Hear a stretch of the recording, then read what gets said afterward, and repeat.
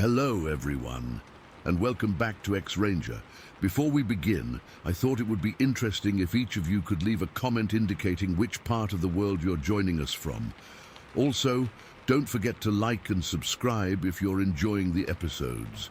Now let's get comfortable, relax, and start our program. Okay, so I've been sitting on this for a while, but I need to get it out there. I've been a hunter for over 25 years, mostly in these woods around where I live, and I've seen a lot of weird stuff, weird sounds, odd tracks, you name it. But nothing ever shook me like what happened that day. It was a cold morning in late January, the kind where the air bites at your face and the snow crunches under your boots like broken glass. My nephew and I had been out since dawn, hoping to bag a deer before the sun got too high. He's a good kid, eager to learn, and I've been teaching him the ropes since he was little. We were walking along a ridge, not too far from where my property starts, when we first saw them. The snow had fallen fresh the night before, just a light dusting over an older, harder layer, so everything was pristine and white. We were moving slow, keeping our eyes peeled for any sign of deer, when I noticed something off to the side. At first, I thought it was just a deer track, maybe a big buck, but as I got closer, my stomach dropped. These weren't deer tracks. They were huge, human-shaped footprints, like someone had walked through there barefoot, but way bigger than any man I've ever seen. I mean, I'm 6 feet tall, and my boots are size 12, but these things made mine look tiny. Each print was easily over a foot long, maybe more, and they were sunk deep into the snow, even through the base layer, like whatever made them was heavy. Real heavy. I called my nephew over, and he just stared, his breath puffing out in little clouds. "What the hell is that?" he whispered, and I could hear the unease in his voice. I felt it too, this creeping cold that had nothing to do with the weather. I've spent my whole life in these woods, and I know every animal track there is. Deer, bear, coyote, even moose sometimes. But this was different. The stride between the prints was insane, at least 6 feet apart, like whatever it was took these massive loping steps without even breaking a sweat. We knelt down to get a better look, and I could see the details. The toes were distinct, almost like a human foot but broader, and the heel was deep, like it had been planted firmly. There was no drag mark, no sign of slipping, even though the snow was deep in spots. It was as if this thing just walked through like it was nothing. My heart was starting to pound, and I could feel that adrenaline rush you get when you're onto something big. But this wasn't excitement. It was dread. Pure, gut-wrenching dread. I remember my hands getting clammy inside my gloves, and I had to wipe them on my pants. My nephew kept looking around like he expected something to jump out at us. The woods were dead quiet, too quiet. No birds, no rustling, just the sound of our breathing and the crunch of snow under our boots. That's when I noticed the tracks led off into the trees, heading toward a denser part of the forest where the pines grow thick and dark. We stood there for a minute, just staring at those prints.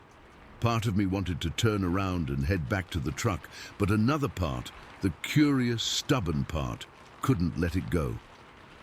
I've always been the type to follow a trail, see where it leads, and this was the strangest thing I'd ever come across.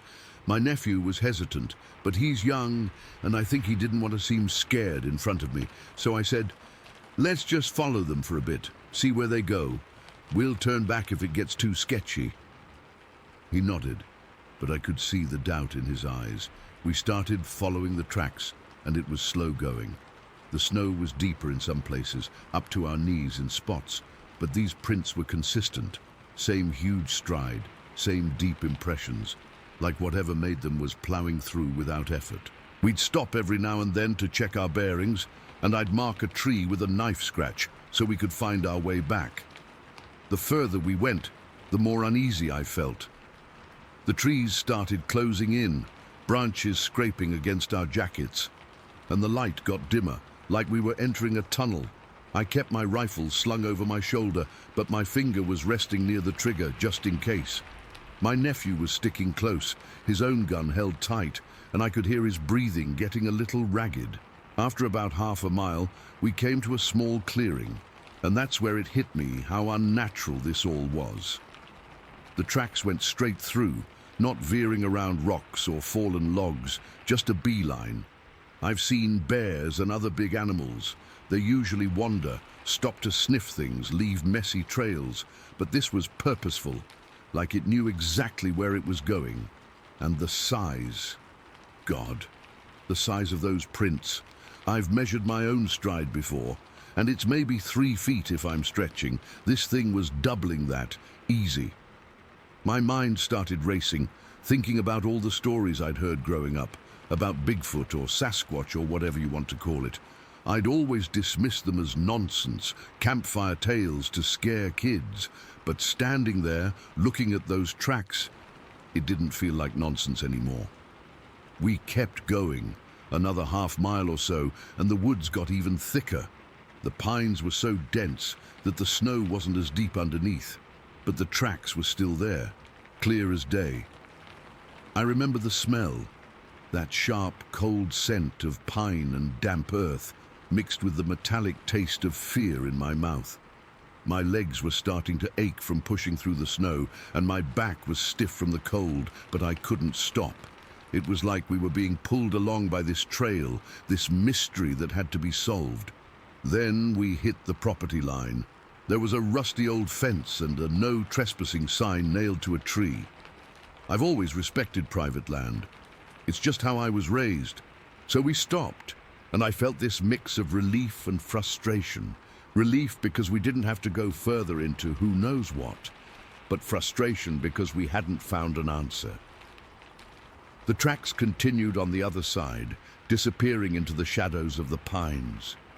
We stood there for a few minutes, just staring across the fence. My nephew was shivering, and I realized how cold it had gotten.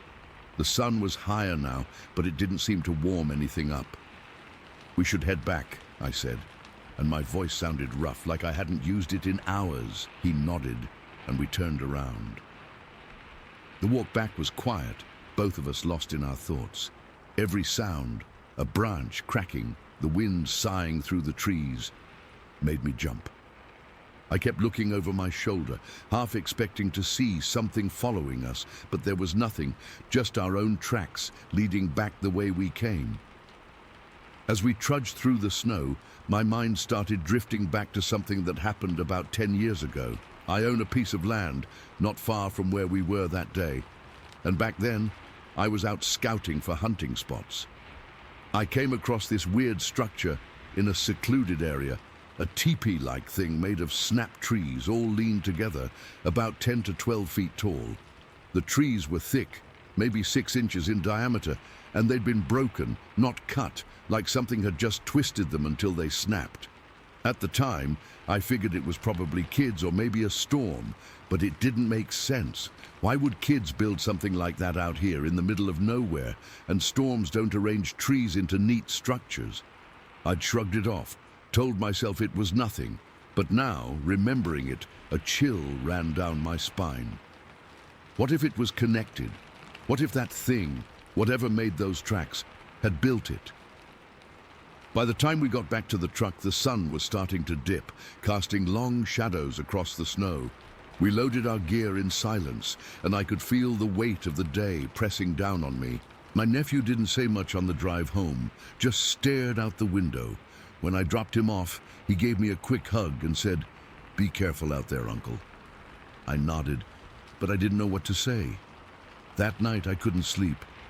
I kept thinking about those tracks, the way they moved through the snow like it was nothing, the sheer power it must have taken. I thought about the teepee structure and how I'd dismissed it so easily. Now it all felt connected, like pieces of a puzzle I didn't want to solve. I've been hunting these woods for over 25 years, and I've never felt afraid, not really. But that day changed something in me.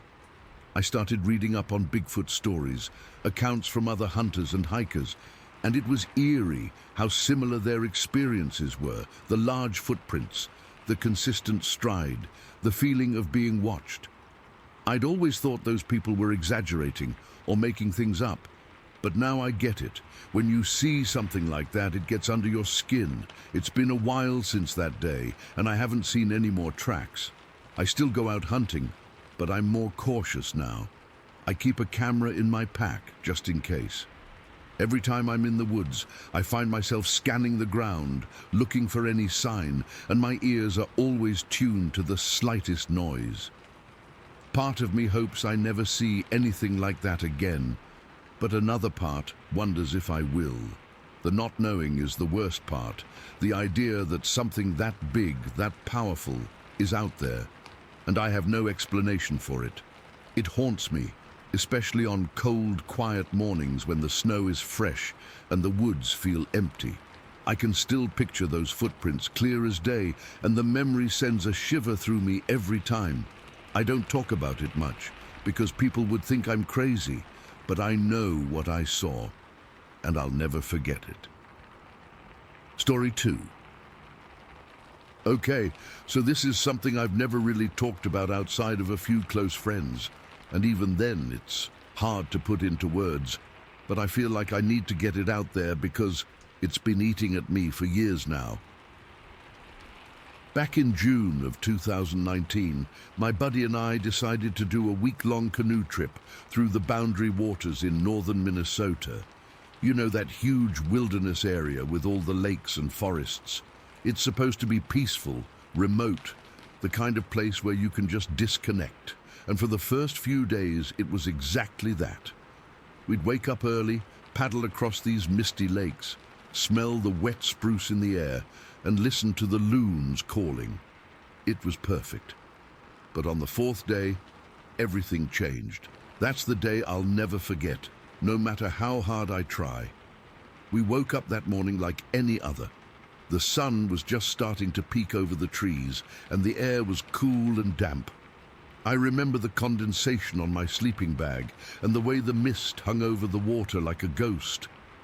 My friend, I'll just call him Mike, though that's not his real name, but for this, it's easier. He was already up, boiling water for coffee on our little camp stove. We didn't talk much. We were both tired from the days before, but in a good way.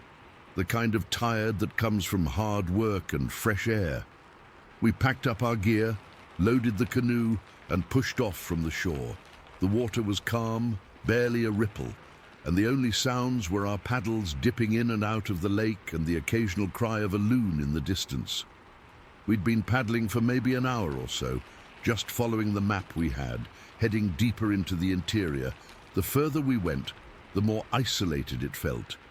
No cell service, no signs of other people, just us and the wilderness.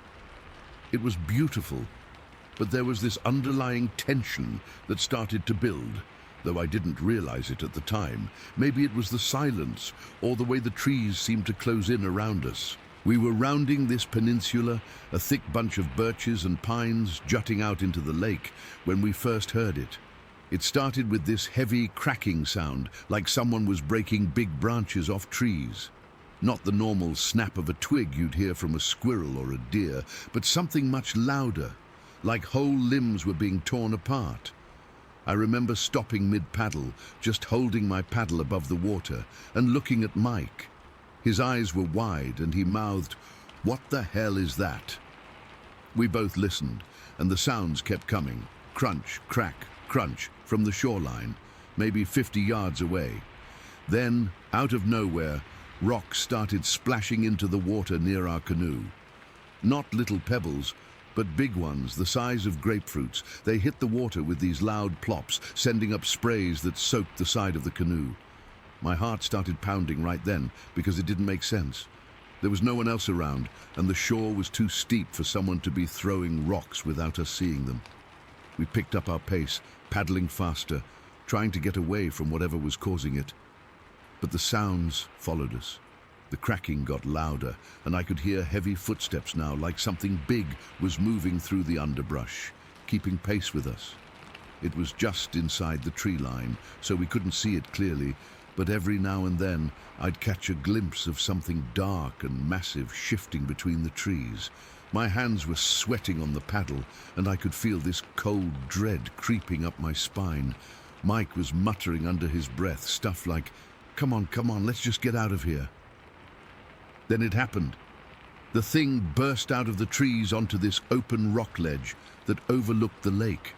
It was only for a second, but it was enough to sear into my brain forever. This creature was huge, like way bigger than a bear, and it was standing upright. It had shaggy, dark hair covering its body, and it moved with this powerful, loping stride that wasn't human at all. Its arms were long, swinging as it ran, and I could see the muscles bunching under that fur. It must have been 8, 9 feet tall, maybe more. The way it moved, it was effortless, like it was just gliding along the ground, but each step made this thud that echoed across the water. I could hear its breathing too, deep and raspy, like it was exhaling heavily with every stride. We were paddling as fast as we could, but it matched our speed without even trying. It was like we were stuck in this nightmare where we couldn't get away. The canoe was rocking a little from our frantic movements, and I was terrified we'd tip over. Mike was shouting now, "Go! Go! Go!" But his voice was shaky. I remember the smell. It hit me all of a sudden, this musky, earthy odor like wet dog and dirt, but stronger, almost overwhelming. It made my stomach churn. The chase went on for what felt like forever, but later we figured it was nearly half a mile. The creature stayed just inside the trees, but every so often it would break through a patch of birches, and we'd see it clearly for a split second. It was tearing through the vegetation like it was nothing, snapping trees that were as thick as my arm, just shoving them aside. Then it let out this roar. Oh God, that roar. It wasn't like anything I've ever heard.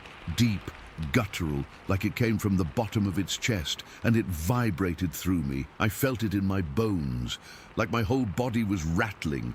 Mike and I both froze for a second, just staring at each other, and I saw the pure fear in his eyes. It was the kind of fear that makes your blood run cold, and for a moment I thought we were done for. We kept paddling, our arms burning from the effort, and finally we decided to cut across the lake to the opposite shore. It was a risky move because the water was choppier there, but we had to try something. As we turned, the creature slowed down. It stopped at the edge of the trees, and for a second it just stood there, watching us. Then it roared one more time, this long, drawn-out sound that seemed to hang in the air, before it turned and faded back into the forest. Just like that, it was gone. We didn't stop paddling until we reached a sheltered cove on the other side. My hands were trembling so bad I could barely hold the paddle, and when we finally dragged the canoe onto the shore, I collapsed onto the ground, breathing hard. Mike was right there with me, his face pale and sweaty.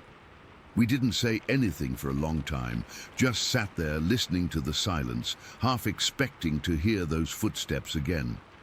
The sun was starting to set, casting long shadows across the water, and the normal sounds of the wilderness, the birds, the wind, felt eerie now, like they were hiding something. We ended up altering our route after that, sticking to more open areas and avoiding dense shorelines. That night, we barely slept. Every little noise, a twig snapping, the wind rustling the trees, made us jump. I kept replaying it in my head over and over, the way it moved, the sound of its roar, the sheer size of it. To this day, I can't explain what we saw. Was it a Bigfoot? I don't know. But it was something, and it felt like we were being hunted. The memory of that day haunts me, and sometimes when I'm alone in the woods, I'll hear a sound that takes me right back there, and the fear comes rushing back. Story 3. It was a Tuesday morning, in late October, I think, because the leaves were all turning and the air had that crisp, cold bite to it. My younger sister and I were waiting for the school bus like we did every day. We lived out in the sticks near Marion, Michigan, in this old house surrounded by woods. It wasn't like a forest you see in movies, all pretty and inviting. It was dense, dark, and kind of creepy even on a good day. The bus stop was at the end of our dirt driveway. right where the trees started to thicken up. We'd stand there, huddled together if it was cold, waiting for that big yellow bus to come rumbling down the road. That morning, it was still dark out. The sun wasn't up yet, just a faint glow on the horizon, and the world was quiet, except for the occasional rustle of leaves or a distant bird. My sister was 12 at the time, and she was bundled up in her coat, shivering and complaining about how early it was. I remember feeling annoyed because I'd stayed up too late doing homework, and all I wanted was to be back in bed. We were just standing there, not talking much, when this smell hit us. It wasn't just any smell. It was like something had died and been left to rot for weeks. Really strong, like roadkill mixed with garbage and something else I can't even describe. It was so thick it made my eyes water, and my sister gagged and covered her nose. "What is that?" she whispered, and I shrugged, trying to act tough, but inside I was already on edge. We'd smelled dead animals before, living out there, but this was different. It was overwhelming, like it was coming from everywhere at once. Then we heard the movement. At first, it was just a soft crunching sound, like someone stepping on dry leaves. I thought it might be a deer or maybe a raccoon, but it got louder. Like whatever it was big. The hairs on my arm stood up, and I grabbed my sister's arm, pulling her closer to me. We both stared into the woods, but it was so dark we couldn't see more than a few feet in. The sound kept coming, branches snapping, and then there was this low, guttural noise. Not a growl, but something deeper, like a rumble that vibrated in my chest. My heart was pounding so hard I could feel it in my throat. I kept telling myself it was nothing, just an animal. But then something stepped out of the trees. I'll never forget it. It was huge, way bigger than a person, and dark, like a shadow come to life. It was tall, maybe 7 or 8 feet, and broad, with this shaggy, almost black fur. I couldn't see its face clearly because of the dim light, but I got the impression of something not quite human, not quite animal.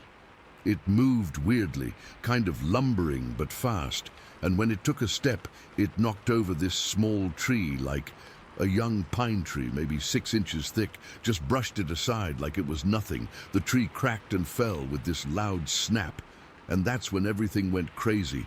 The thing charged at us. I mean, it didn't hesitate.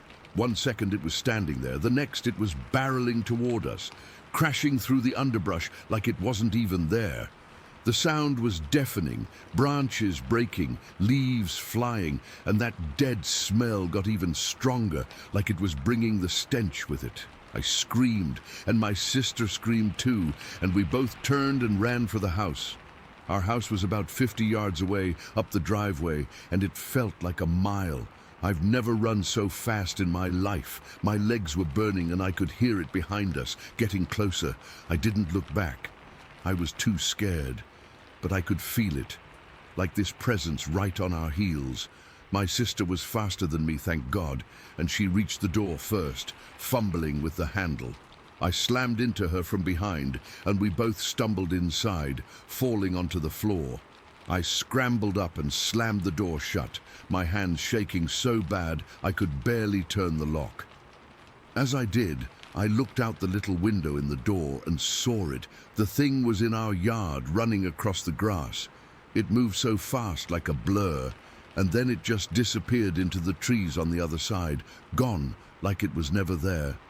I collapsed against the door, gasping for air, and my sister was crying, hugging my legs.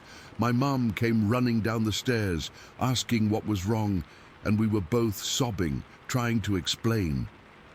I remember my voice cracking as I told her about the big dark thing and the smell and how it chased us. She looked out the window, but there was nothing there, just the quiet morning and the woods looking normal again. She called the police right away, and when they showed up, we told them everything. They went out to look, and they found footprints. Big, deep impressions in the mud near where the tree had fallen. One of the officers said they looked like nothing he'd ever seen, too big for a bear and shaped wrong. They took pictures and measurements, but in the end, they said it was probably a bear or something, and that was it. Nothing came of it, no follow-up, no news stories, nothing. After that, my mom started driving us to the bus stop every morning. She didn't want us waiting out there alone, and honestly, I was grateful. I couldn't even look at those woods without feeling sick. For weeks, I had nightmares about that thing chasing me, and I'd wake up sweating, sure I could still smell that dead stench. Even now, years later, I get jumpy if I'm outside at night. That's why I carry a gun, a little handgun I keep in my pocket when I take out the trash or check the mail after dark. It's probably overkill, but I can't help it. Every time I hear a noise in the bushes, my heart starts racing, and I remember that morning, the terror of being hunted by something I can't explain. I've read about Bigfoot and all that, and I know people laugh it off, but I swear that's what it was. Nothing else makes sense. The size, the strength, the smell, it all fits. I don't talk about it much because I don't want to be that guy, but it's stuck with me. Sometimes I wonder if it's still out there watching, and that thought alone is enough to keep me up at night. I just hope no one else has to go through something like that, because once you've felt that kind of fear, it never really goes away. Story 4. No. I've never been one to believe in monsters or ghosts or anything like that. I'm just a regular guy, living in a small town in Indiana, where nothing much ever happens. But what I saw that day, I still can't wrap my head around it. It's been eating at me, and I need to get it off my chest. Maybe writing it down will help, or maybe someone out there has seen something similar. All I know is I was standing outside my home, and what I thought was a hunter turned out to be something else entirely, something that shouldn't exist. It was a cool, overcast afternoon in early October. The leaves were starting to turn, and there was that damp, earthy smell in the air that always comes with fall around here. I'd just gotten home from work, and I was feeling pretty tired. My job isn't anything special. I work at an auto parts store in town, and most days I just come home, kick off my shoes, and unwind for a bit. That day, I decided to step outside for some fresh air before it got dark. My house is at the edge of town, backed up against a thick stretch of woods. It's quiet out here, and I like that. Usually, it's peaceful. I was standing on my back porch, leaning against the railing and just staring out into the trees. The sky was grey, and a light breeze was rustling the branches. I remember thinking how everything felt still, almost too still. No birds chirping, no squirrels scrambling around. It was weird, but I didn't think much of it at the time. I was just zoning out, letting my mind wander after a long day. Then I saw it. Out of the corner of my eye, movement deep in the woods caught my attention. At first, I thought it was a deer or maybe a dog. But as I focused, I realized it was bigger, way bigger. It was about 50 yards away, half hidden by the trees, and it was standing upright. My brain instantly went to hunter. Yeah, that made sense. Hunting season had started, and sometimes people trek through these woods, but something felt off. Hunters are supposed to wear bright orange, right? For safety. This thing had no orange on it. It was just a dark, shaggy shape, almost blending into the shadows. I squinted, trying to get a better look. The figure was tall and bulky, covered in what looked like matted dark brown or black hair. It was standing perfectly still now, facing my direction. I felt a little prickling on the back of my neck. Why wasn't it moving? And why no orange? Maybe it was a bear, but bears don't stand on two legs like that. Not for long. I've seen bears before, and this was different. It was too upright, too human-like in its posture, but way too big to be a person. I took a step closer to the edge of the porch, my heart starting to beat a little faster. I wasn't scared yet, just curious. Maybe it was someone in a ghillie suit or something, though that would be strange out here. I raised a hand, thinking about waving or calling out, but something stopped me. The air felt heavy, like the whole world had gone silent around us. Even the breeze had died down. Then it froze. I mean, it was already still, but this was different. It went rigid like a statue. I could see its outline more clearly now. Broad shoulders, a thick torso, and long arms hanging at its sides. The head was kind of blocky, and I couldn't make out any features from that distance, just a dark mass where a face should be. My breath caught in my throat. This wasn't right. Hunters don't freeze like that. Animals don't either, not unless they're scared. But this thing didn't seem scared. It felt aware, like it was watching me back. I stood there, frozen myself for what felt like forever but was probably only a few seconds. My mind was racing, trying to make sense of it. Maybe it was a prank or some kind of costume, but who would do that out here, and why? I live alone, and my nearest neighbor is a quarter-mile away. This wasn't the kind of place for jokes. Then, it vanished. I'm not exaggerating. One moment it was there, solid and real, and the next it was gone. No sound, no movement, no rustling of leaves. It just disappeared into thin air. My eyes darted around, searching the spot where it had been, but there was nothing. The trees were empty, the shadows hadn't shifted, nothing had changed. It was like it had never been there at all. My heart was hammering in my chest now, and I could feel sweat beading on my forehead despite the cool air. What the hell just happened? Did I imagine it? But no, I saw it clear as day. I stumbled back a step, my hand gripping the porch railing tight. My legs felt weak, and I had to steady myself. I kept staring at the woods, half expecting it to reappear, but nothing happened. The silence was deafening. No birds, no insects, nothing. It was as if the whole forest was holding its breath. I don't know how long I stood there, but eventually I forced myself to go inside. My hands were shaking as I locked the door behind me. I leaned against it, breathing heavily, and tried to calm down.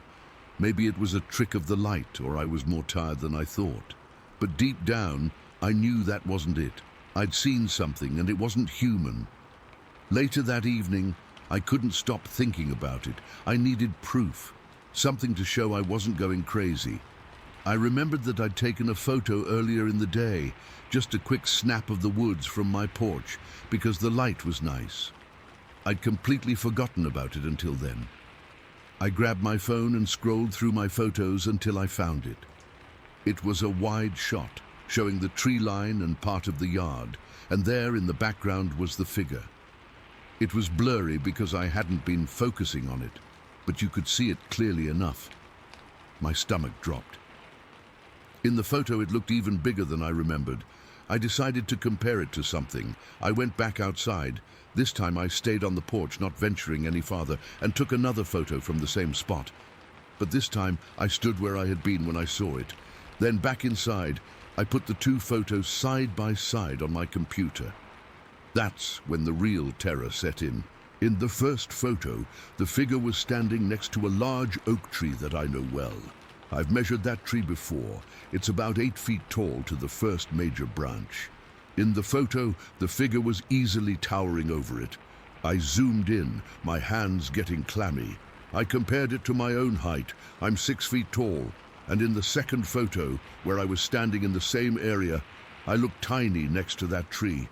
But the figure, it was easily twice my size. 12 feet tall, maybe more. No human is that big. No animal I know of either. I felt cold all over. My breath hitched, and I had to sit down because my knees were buckling. This wasn't a hunter. This wasn't a bear or a deer or anything normal. What the hell was it? And how did it disappear without a sound? I thought about Bigfoot stories I'd heard over the years, but I always dismissed them as nonsense. Now, I wasn't so sure. The rest of the night, I was on edge. Every little noise made me jump. I kept peering out the windows, half expecting to see that shaggy figure staring back at me. But there was nothing, just the dark, quiet woods. I tried to rationalize it. Maybe it was a shadow or a pile of leaves blown into a strange shape. But in the photo it was solid, and I saw it move before it froze. There was no wind strong enough to do that. I didn't sleep much that night. Every time I closed my eyes, I saw it. That dark, hulking shape, frozen and then gone. The silence of its vanishing haunted me. Most things make noise when they move, right? Even a person walking through leaves would crunch them. But this thing, nothing. It was like it wasn't even solid, but I know it was. I felt its presence, if that makes sense, like the air got heavier when it was there.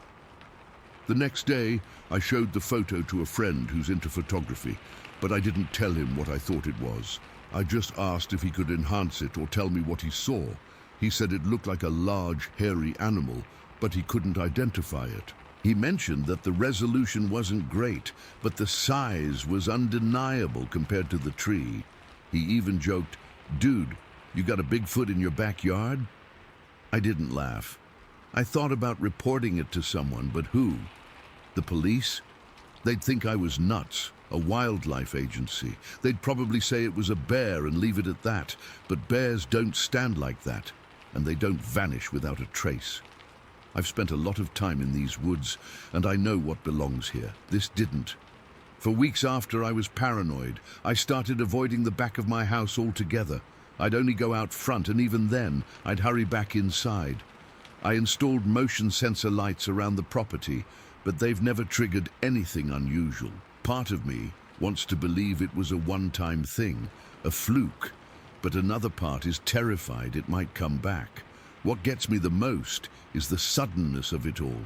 1 minute, I'm having a normal day, and the next, my whole reality is shaken. I keep replaying it in my head, the way it stood there, so still, like it was assessing me, and then, poof, gone. No explanation, no logical reason. I've read about other people's encounters online, and some describe similar things. Large figures that disappear silently, feelings of being watched. It's creepy as hell, and now I'm one of them. I still live in the same house, but I'm always on guard. Every time I step outside, I scan the trees, half expecting to see it again, but I never have. Maybe it's better that way. Maybe some things are better left unseen. All I know is that day changed me. I don't take the woods for granted anymore, and I sure as hell don't go out after dark alone, and that's it. That's what happened. I don't have any answers, and I probably never will. It's just this thing that's stuck with me, this cold knot of fear in my gut whenever I think about it. I saw something that shouldn't exist, and it vanished like it was never there. How do you explain that? You can't. Story 5. It was September 4th, 1998. I need to write this down. I've been carrying it around for years, and sometimes it feels like if I don't get it out, it's just going to sit in my chest forever. My boyfriend and I were up at Indian Mountain in Colorado. We were camping at about 9,000 feet. We'd been going up there for years. Ever since we started dating, it was our spot. Quiet, away from everything, just the pine trees and the sky. That first night, the 4th, was when it started. It was cold. I remember that specifically. You could feel the bite of autumn in the air, even though it was only just September. We'd had a fire going, cooked some hot dogs, the usual. The dogs were with us, a lab mix named Bear and a smaller mutt we called Scout. They were settled down, sleeping by the fire, everything peaceful. It must have been around 10, maybe 10:30 at night. The fire was just embers, and we were zipped up in the tent, almost asleep. That's when we heard it. It wasn't close. It came from the east, from further down the valley. But the sound carried so clearly in that thin, cold air. It was a howl, but it was wrong. I've heard coyotes my whole life. I've heard wolves on documentaries. This was neither. It was lower, guttural, but it had this piercing high note at the end that just sliced right through you. It was long, and it echoed through the pines, bouncing off the mountainsides, so it seemed to come from everywhere at once. Both dogs were on their feet in a second, not just alert, but rigid. Bear let out this low growl from deep in his throat, a sound I'd never heard him make before. It wasn't a, "I see a squirrel" growl. It was a full-body vibration, a warning. Scout started whining, a high-pitched, scared noise, and she pressed herself against my leg inside the tent, trembling. My boyfriend sat up. "What the hell was that?" he whispered. I just shook my head. I didn't have an answer. My heart was suddenly hammering against my ribs. We listened, dead silent, for what felt like 5 minutes. Nothing. Just the normal night sounds, which now seemed incredibly loud. The rustle of a pine needle, the faint sigh of the wind. Then it came again. The same howl from the same direction. It was exactly the same, but hearing it a second time was worse. It confirmed it. It wasn't a fluke. Something was out there. The dogs went crazy again. Bear was scratching at the tent flap, his hackles up so high he looked like a different animal. We spent the next hour just sitting in the dark, listening, our ears straining for any other sound. But there was nothing else. Eventually, the dogs settled, but they didn't sleep. They stayed on high alert, and so did we. I don't think I slept more than 20 minutes that whole night. Every little crack of a twig outside was that thing coming for us. I kept picturing it moving through the trees, silent now, getting closer. The feeling wasn't just fear, it was a deep, cold dread. This was something I didn't know, something that wasn't in my understanding of the woods. The next day, the 5th, was weird. The sun was out, it was beautiful, but the feeling from the night before hung over everything. We tried to act normal, made coffee on the camp stove, took the dogs for a walk. But we were both jumpy. We kept looking over our shoulders into the thick timber. The forest felt different. It didn't feel like our peaceful escape anymore. It felt like it was watching us. I remember looking at the ground, really looking for tracks. I didn't find anything obvious. No giant footprints or anything like that. But I did notice something. There was a broken branch on a young pine tree, about 7 feet off the ground. It was fresh. The sap was still wet. It was too high for a deer to have done it, and the break was clean, like something big had just pushed past it without caring. I pointed it out to my boyfriend, and he just shrugged and said it was probably the wind. But there hadn't been that much wind. We didn't talk about it again. It was easier to ignore it. We decided to stay another night. I don't know why. Stubbornness, maybe. A part of me wanted to believe it was a one-time thing, some freak animal sound. We built a bigger fire that evening, as if that would help. As soon as the sun went down, the dread came back. It was like a physical weight. The dogs felt it too. They wouldn't leave our sides. They wouldn't go off to do their business unless we went with them, shining a flashlight into the dark. It got dark fast. The temperature dropped. We were sitting by the fire, not talking much, just listening. Then, around the same time as the night before, we heard it. The howl. It was the same, but it felt closer, or maybe I was just more tuned to it. The same deep, resonant start. The same unnerving, high-pitched finish that echoed for what felt like a full minute. The dogs reacted instantly, same as before, but more frantic.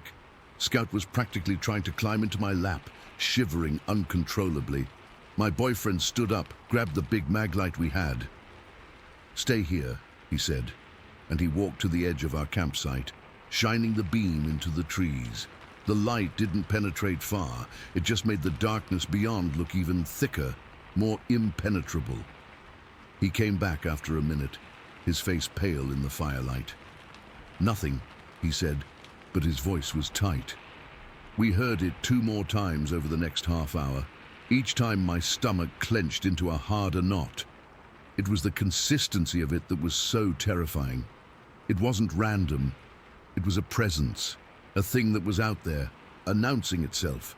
Then the sounds changed. It started with a low growl. This wasn't a dog growl. It was deeper, rougher, like rocks grinding together deep underground. It didn't come from far away like the howls. This one felt closer, much closer, maybe a couple 100 yards, just inside the tree line. The air just seemed to absorb the sound, and it vibrated right through the ground into the soles of my feet. Bear started barking then, a sharp, frantic, scared bark.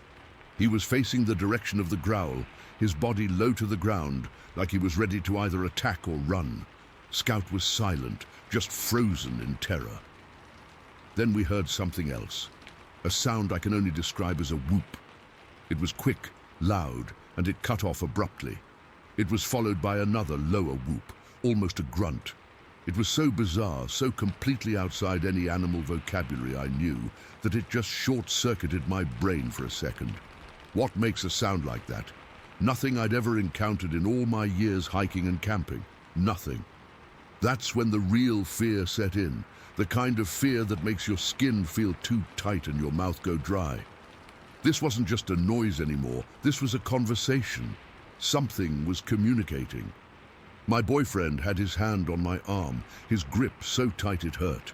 We were both standing now, backs to the fire, staring out into the blackness.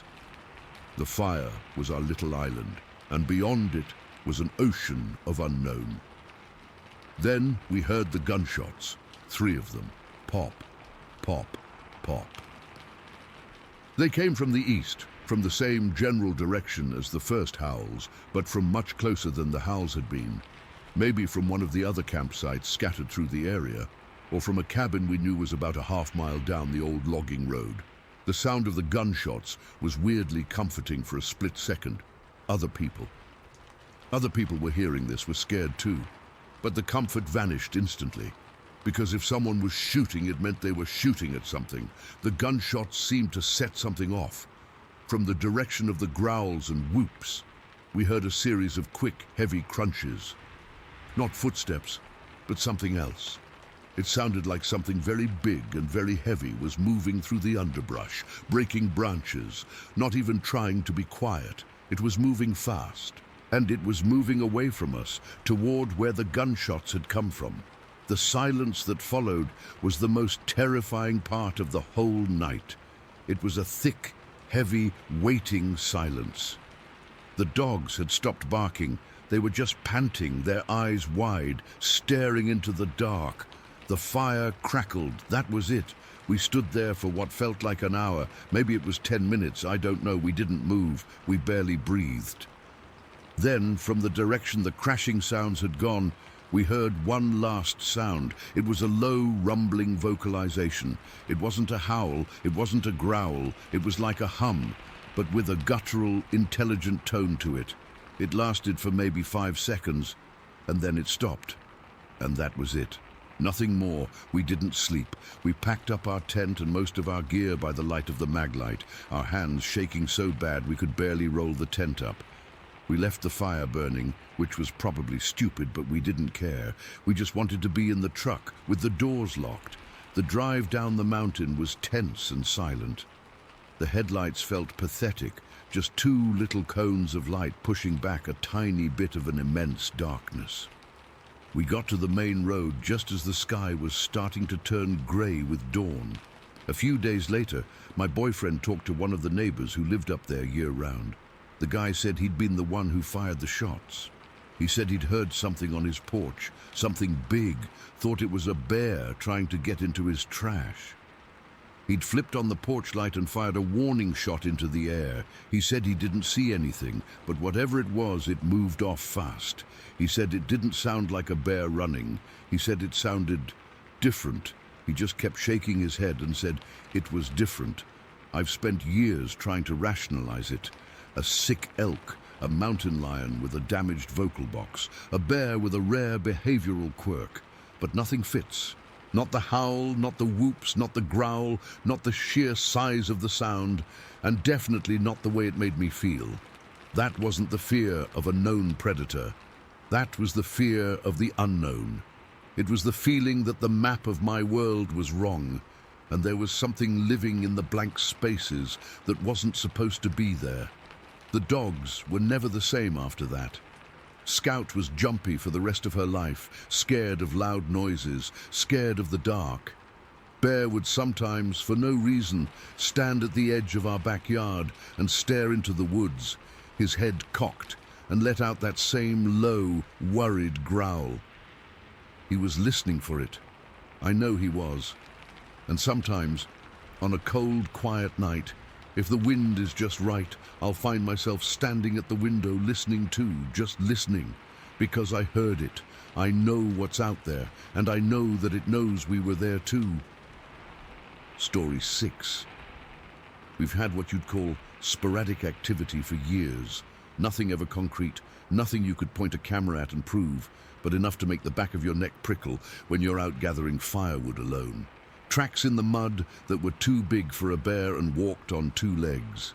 Deep, guttural screams that echoed from the hills that didn't sound like any coyote or bobcat I've ever heard, and the deer remains. That was always the worst.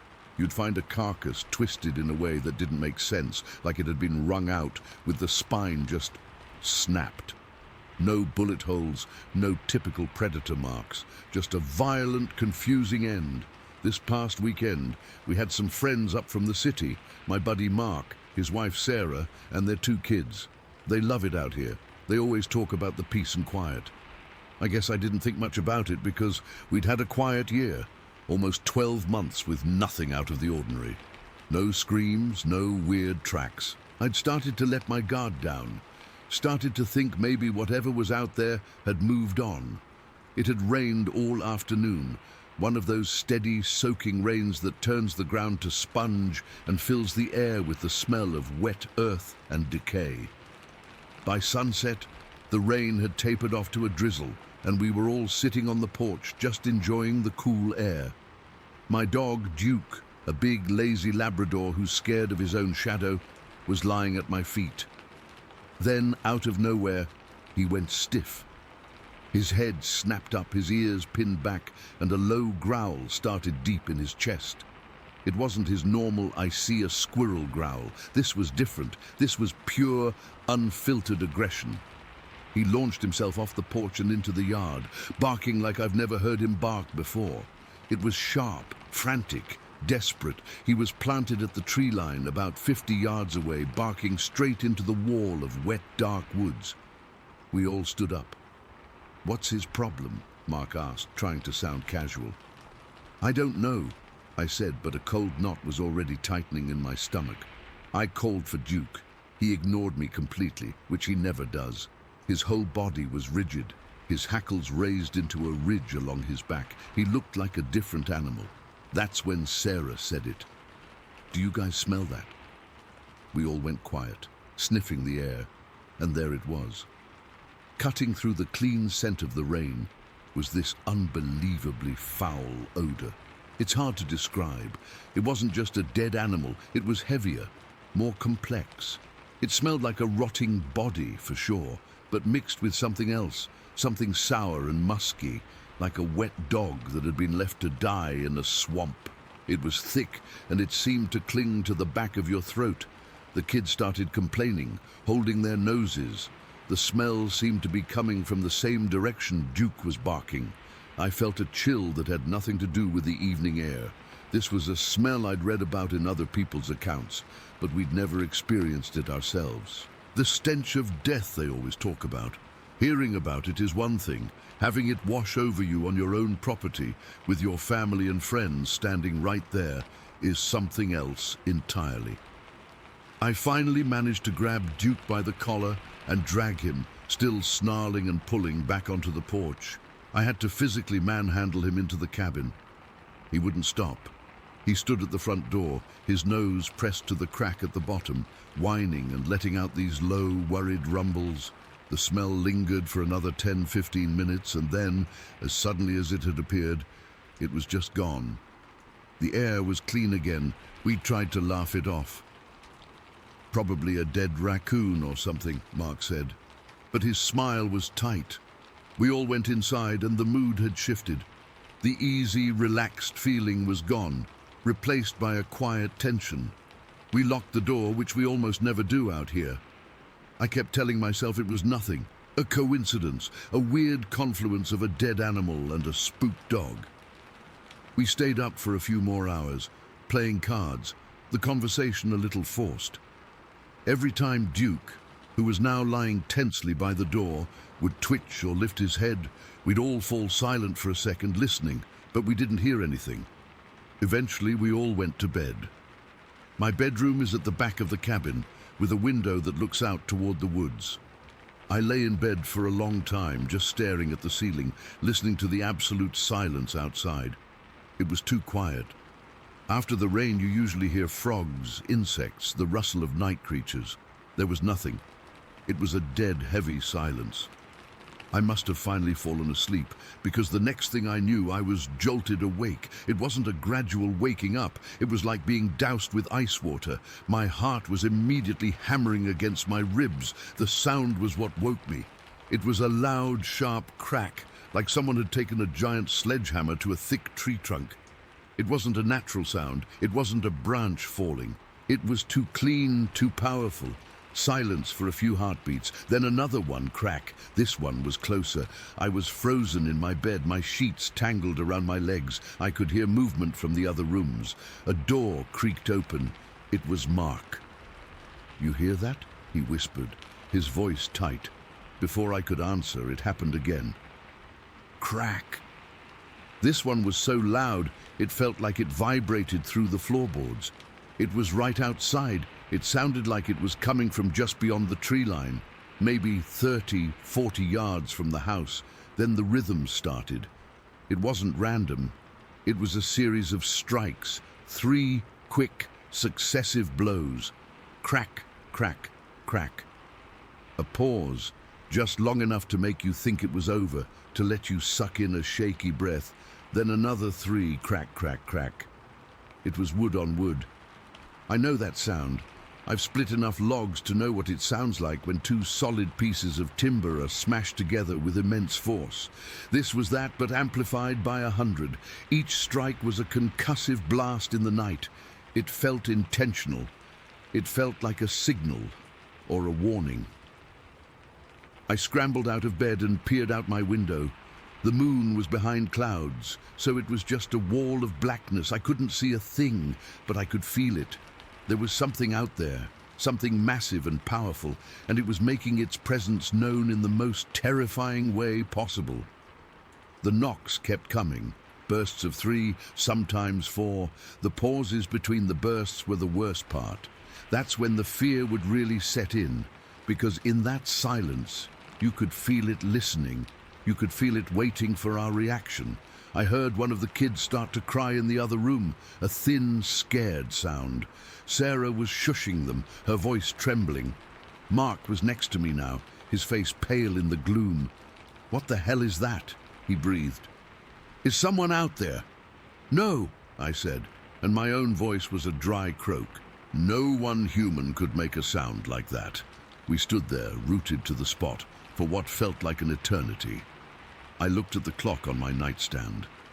It was 3:30 in the morning, the witching hour. The knocks went on for about 5 minutes straight, but those 5 minutes stretched into a lifetime of pure, undiluted terror. My hands were shaking so badly I had to clutch the windowsill to steady myself. My mouth was dry. Every hair on my body was standing up. This was the confirmation of every uneasy feeling I'd ever had on this land, every weird track, every chilling scream. It was all real, and it was right outside my window. And then, as abruptly as it started, it stopped. One final solitary crack that seemed to hang in the air, and then nothing. The silence that followed was somehow louder and more oppressive than the knocks had been. It was a heavy, waiting silence. We didn't move, we barely breathed, we just stood there listening for what must have been another 20 minutes, waiting for the next sound, for the footsteps, for the door to be ripped from its hinges. Nothing happened. Slowly, carefully, I saw the first hints of grey dawn through the trees. The normal night sounds tentatively started to return, a few crickets, the distant hoot of an owl. It was as if the woods themselves had been holding their breath and were now cautiously exhaling. We didn't sleep another wink. As soon as the sun was fully up, we all gathered in the living room. Everyone looked wrecked. The kids were clinging to their parents, their eyes wide. The first thing we did was go outside. We didn't have to go far. Right at the edge of the clearing where the woods begin, we found it. A young oak tree about 8 inches in diameter was shattered. Not broken and hanging, but shattered. A 3-foot section of its trunk was blown apart into splinters, as if it had been hit by a cannonball. Lying on the ground nearby were 2 thick, heavy branches, each as big around as my thigh. They were scarred and pulpy at the ends, covered in fresh, wet sap. These were the knockers. Someone, or something, had used them as clubs to beat the hell out of that tree, and by extension, the quiet of our night. No human could have done that. The force required to not only break a tree like that, but to do it over and over again with such explosive power. It was unimaginable. We all just stood there staring at the wreckage. There were no footprints. The ground was too wet and torn up from the rain and the activity. That's when the talking started, everyone trying to process it, everyone trying to find a logical explanation. A fallen branch? No, the branches were on the ground, used as tools. A person with an axe? An axe doesn't sound like that, and no person could move that fast or hit that hard. We ruled out every human cause one by one, until we were left with the only thing that fit, the thing we'd been quietly suspecting for 25 years. The activity hadn't stopped. Our quiet year was just that, a quiet year, not an ending. This thing, whatever it is still here. It has always been here. It's powerful enough to splinter trees and bold enough to do it 30 yards from a house full of people. We don't just own this land, we share it. And that morning, standing in the cool dawn light surrounded by the smell of splintered wood and that faint, lingering trace of rot, I've never felt so small or so completely and utterly terrified. The knocks in the dead of night didn't just wake us up. They shattered the last bit of denial I had left.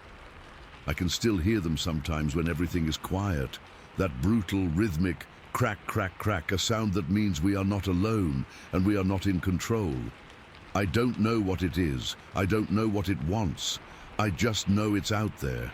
And after that night, I know it knows we're in here. Story 7.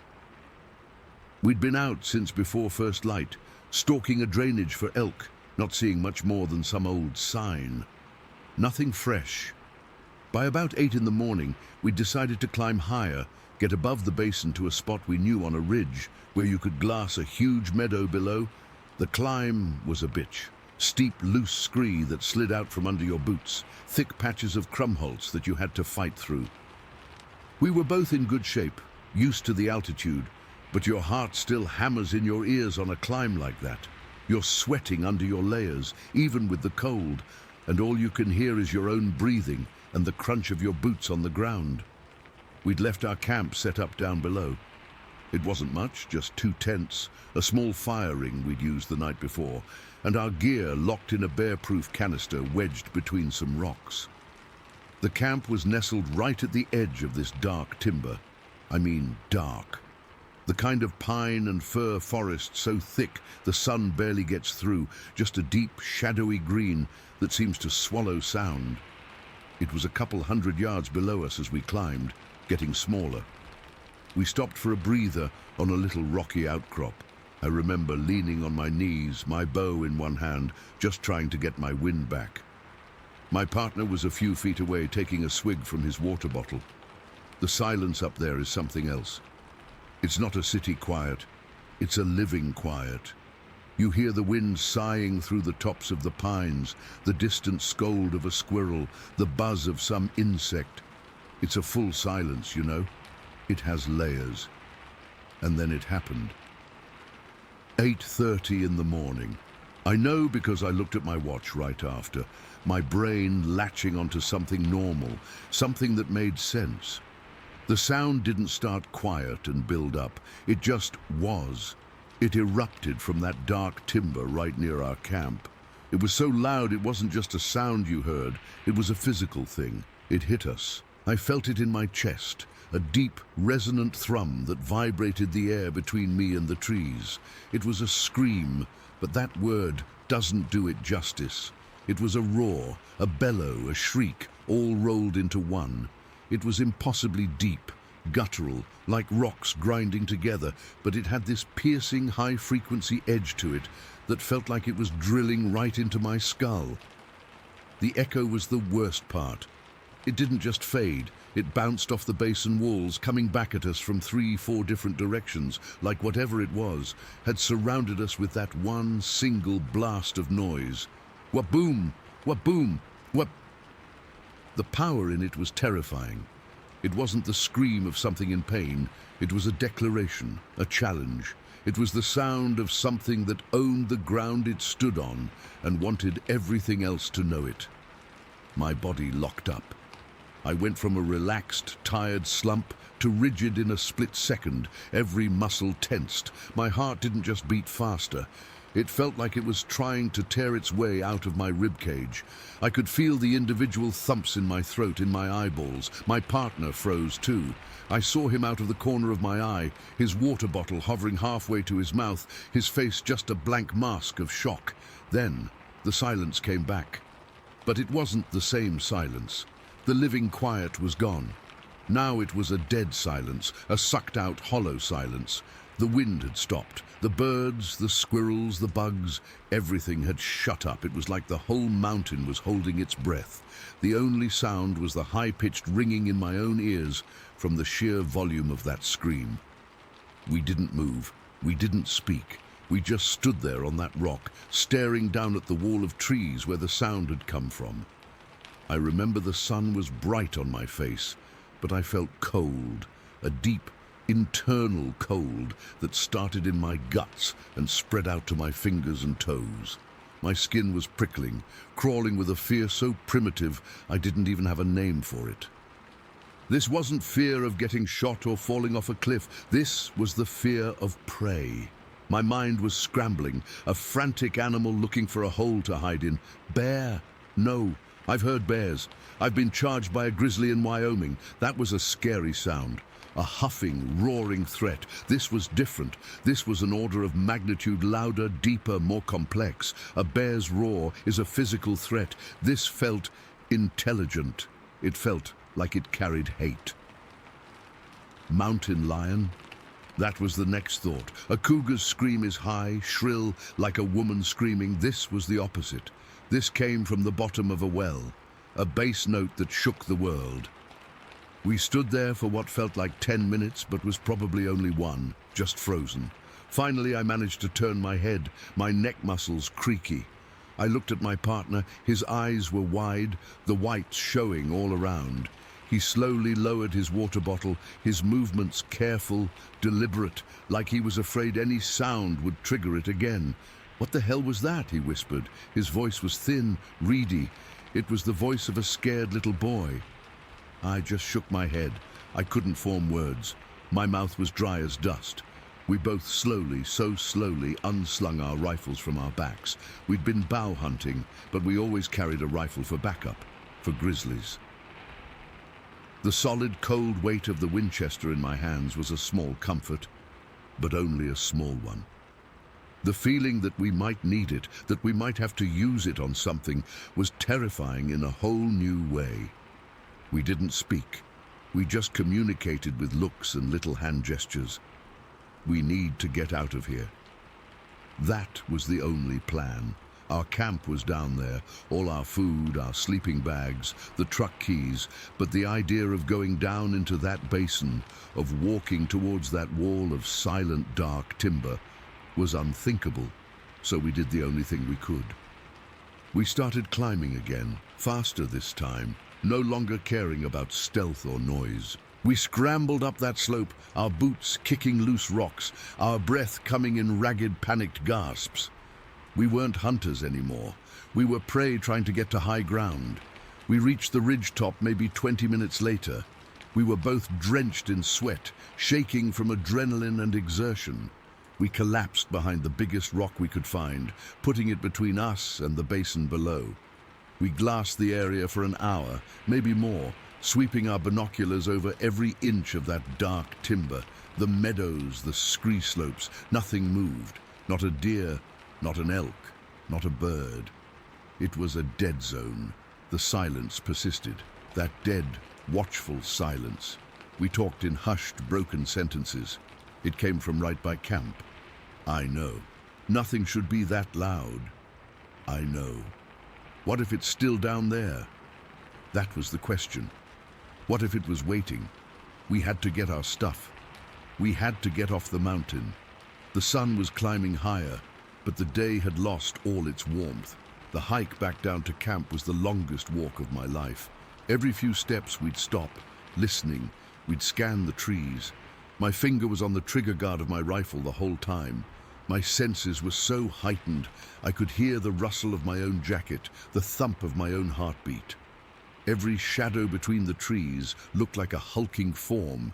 Every snap of a twig under our own feet made us jump. We got to the edge of the camp. Everything looked normal. The tents were still standing. The bear canister was untouched, but the feeling was all wrong. The air was thick, heavy. It felt watched. We didn't say a word. We just started packing. We were a team. We'd hunted together for years, and we moved with a frantic, silent efficiency. We didn't fold the tents. We just yanked the stakes and stuffed them, poles and all, into their sacks. We threw everything into our packs, not caring about organization. The goal was weight, speed, get the hell out. I was stuffing my sleeping bag when I caught a smell. It stopped me cold. It was a smell I'd never encountered before. It's hard to describe, but it was a mix of things. A heavy, musky odor, like a wet dog that had been rolling in something rotten. But underneath that was something else, something sharp and foul, like old urine and decaying meat. It was overwhelming. It made my eyes water and my stomach lurch. I looked at my partner, and he had frozen too, his nose wrinkled. "You smell that?" he breathed. I just nodded. The smell seemed to be coming from the tree line, the same direction the scream had come from.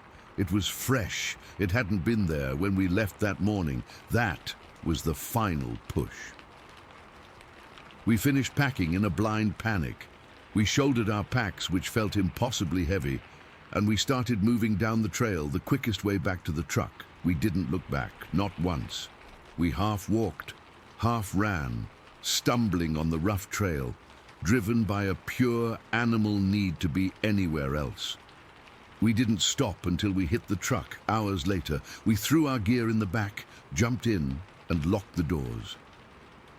We sat there for a minute, just breathing, the engine running. The familiar smell of the truck cab, of old coffee and gasoline, was the most wonderful smell in the world. We drove down the mountain in silence. We didn't talk about it. Not for the rest of that day, not for the rest of the trip. It was too big, too strange. We just packed it away. Years went by. I never forgot it, but I learned to live with it, to put it in a box in my mind labeled unexplained. Then one night, must have been around 2008, I was watching some cable TV show about Bigfoot. It was one of those silly, dramatic reenactment shows, but at the end, they played what they said was a classic Bigfoot vocalization recorded in the Pacific Northwest, and my blood ran cold. It was the same sound, not similar, the same sound. That same impossible layered, chest-vibrating roar, the same deep guttural bass with that piercing, shrieking overtone, the same echo. Hearing it come from my television speaker, tinny and small, didn't lessen its impact. It confirmed it. It unlocked that box in my mind, and all the fear came flooding back, fresh and sharp. That's when I knew. I knew what we'd heard that morning in the Fall Creek Basin. We hadn't heard a bear, or a mountain lion, or a dying elk. We'd heard something else, something that shouldn't exist. Walking through those dark Colorado timber, letting the world know it was there. I still hunt. I still love the mountains. But I never go back to that particular basin. And sometimes, when I'm alone in the deep woods and the wind stops and that heavy silence falls, I feel that old cold fear creep back into my guts, and I remember the day the quiet broke. Story 8. My son, he was 12 at the time, was asleep in the passenger seat, his head lolling against the window. We were visiting my wife's family, and we'd stayed too late playing cards. The road back to our rental cabin was this narrow, winding black ribbon cut through a tunnel of enormous pine trees. It was raining, not a downpour, but a constant misty drizzle that made the world outside the headlights a smear of dark greens and deeper blacks. The wipers were on their slowest setting, just a lazy thump, thump, thump. That was the only sound besides my boy's soft breathing and the hum of the tires on the wet asphalt. I was driving slow, maybe 20 miles an hour, just creeping along because I couldn't see more than 30 feet ahead. The beams of my headlights would push into the gloom, illuminating the road for a second before the darkness swallowed it again. To my right, the trees gave way to a small meadow, a patch of openness in all that suffocating forest. And that's when I saw it. At first, my brain just filed it away as part of the scenery, a dark, thick stump maybe, or a weirdly shaped bush about 10 feet off the edge of the road. I almost didn't give it a second thought, but my foot eased off the gas a little anyway. Something about its shape was too vertical. It was tall, way taller than any stump had a right to be, and it was just standing there in the middle of this open, grassy area. As the car crept forward, the headlights swept across it more directly. The thing was just standing there, perfectly still, and it was hairy. Not like a bear's fur, which can look shaggy, but thick, matted, almost like clumps of hair were hanging off it in these long, ropey strands, like dreadlocks, but made of something coarse and dark, blacker than the night around it. My eyes, trying to make sense of it, locked onto its face. Or where its face should have been. It had a nose, a flat, wide, triangular nose right in the middle of its head. It wasn't a snout. It wasn't a muzzle. It was just this flat, dark plane. I couldn't see its eyes. They were just deep shadows. But that nose, it was all wrong. It wasn't the face of a deer or a bear or a moose or anything I had ever seen in my life, not even in a book. My brain was screaming at me, throwing out words like impossible and wrong. A coldness, a physical chill, started at the base of my skull and washed down my entire back like someone had poured a bucket of ice water down my shirt. My hands clenched on the steering wheel, the leather groaning under my grip. I couldn't look away. I just stared, my heart hammering against my ribs so hard I thought it might crack one. The car was still moving, just idling forward, and for those few seconds, the thing and I were locked in this silent, terrifying stare-down. It was so still, unnaturally still, not the stillness of an animal hiding, but the stillness of a statue. Then my son stirred. He made a little grumbling noise in his sleep and shifted in his seat. The sound broke the spell. My head snapped forward to the road, and my foot, almost of its own accord, stomped down on the gas. The engine roared, the tires spun for a second on the wet road, and we shot forward, leaving the meadow and whatever was in it behind in the darkness. I didn't say a word. I just drove, my eyes glued to the road in front of me, my knuckles white. I could feel the adrenaline making my legs shake. I kept checking the rearview mirror, expecting to see a dark shape loping after the car, but there was only empty, rain-swept blackness. My son woke up properly a few minutes later. "Dad, you okay? You're driving fast." "Yeah, fine, buddy," I said, and my voice was too high, too tight, just tired. "Want to get back?" He fell asleep again before we reached the cabin. I didn't. I sat up for hours in the quiet living room, just staring at the wall, seeing that figure every time I closed my eyes, that flat, triangular nose, those ropey strands of hair, the way it just stood there, not moving a muscle, as if it was part of the landscape, waiting. The next morning I felt stupid. The lack of sleep, the long drive, the weird atmosphere. I convinced myself I'd seen a weirdly shaped tree, a trick of the light and the rain. I told my wife about it over coffee, but I played it down. "Saw something weird last night," I said, trying to sound casual. "Looked like a big old stump in that meadow off Pinecrest. Spooked me for a second." She just smiled and said, "This place will get to you, all these big trees." But it gnawed at me. All week the thought was there, a splinter in my mind. A stump doesn't have a face. A trick of the light doesn't give you a physical sensation of ice pouring down your spine. My son never mentioned it. He hadn't seen it, and I was glad. But I had to know. I had to go back. So the next weekend, I told my wife we were going for a drive to explore. I didn't tell her where. I just loaded my son into the truck in the bright, clear light of a Saturday afternoon, and drove back to that exact stretch of road. It looked completely different in the daylight. The menacing tunnel of trees was just a pretty forest. The misty meadow was just a field of wet grass and wildflowers. The fear from that night felt distant, almost silly. I pulled the truck over onto the gravel shoulder, right where I'd been when I saw it. "Where are we, Dad?" my son asked. "Just want to check something out," I said, my voice steady. "Come on." We got out. The air was clean and smelled of pine and damp earth. Birds were chirping. It was peaceful. I walked to the edge of the road and looked into the meadow. My eyes scanned the area, looking for the dark stump, the fallen log, the something that could explain what I'd seen. There was nothing, no stump, no large downed tree, no pile of brush that was even remotely the right size or shape. The meadow was open and clear. My heart started to beat a little faster again. This wasn't right. There had to be something. "Dad, what are we looking for?" my son asked, his voice curious. "I don't know, buddy, just something I thought I saw last week." I stepped off the road and into the meadow. The grass was thick and soaked my jeans up to the knees almost immediately.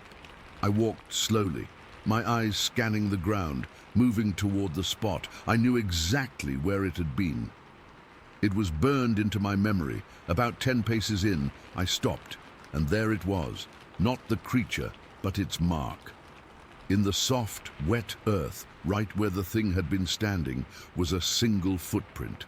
It wasn't a boot print. It wasn't a bear track. I've seen plenty of those. This was different. It was pressed deep into the ground, as if whatever made it was immensely heavy.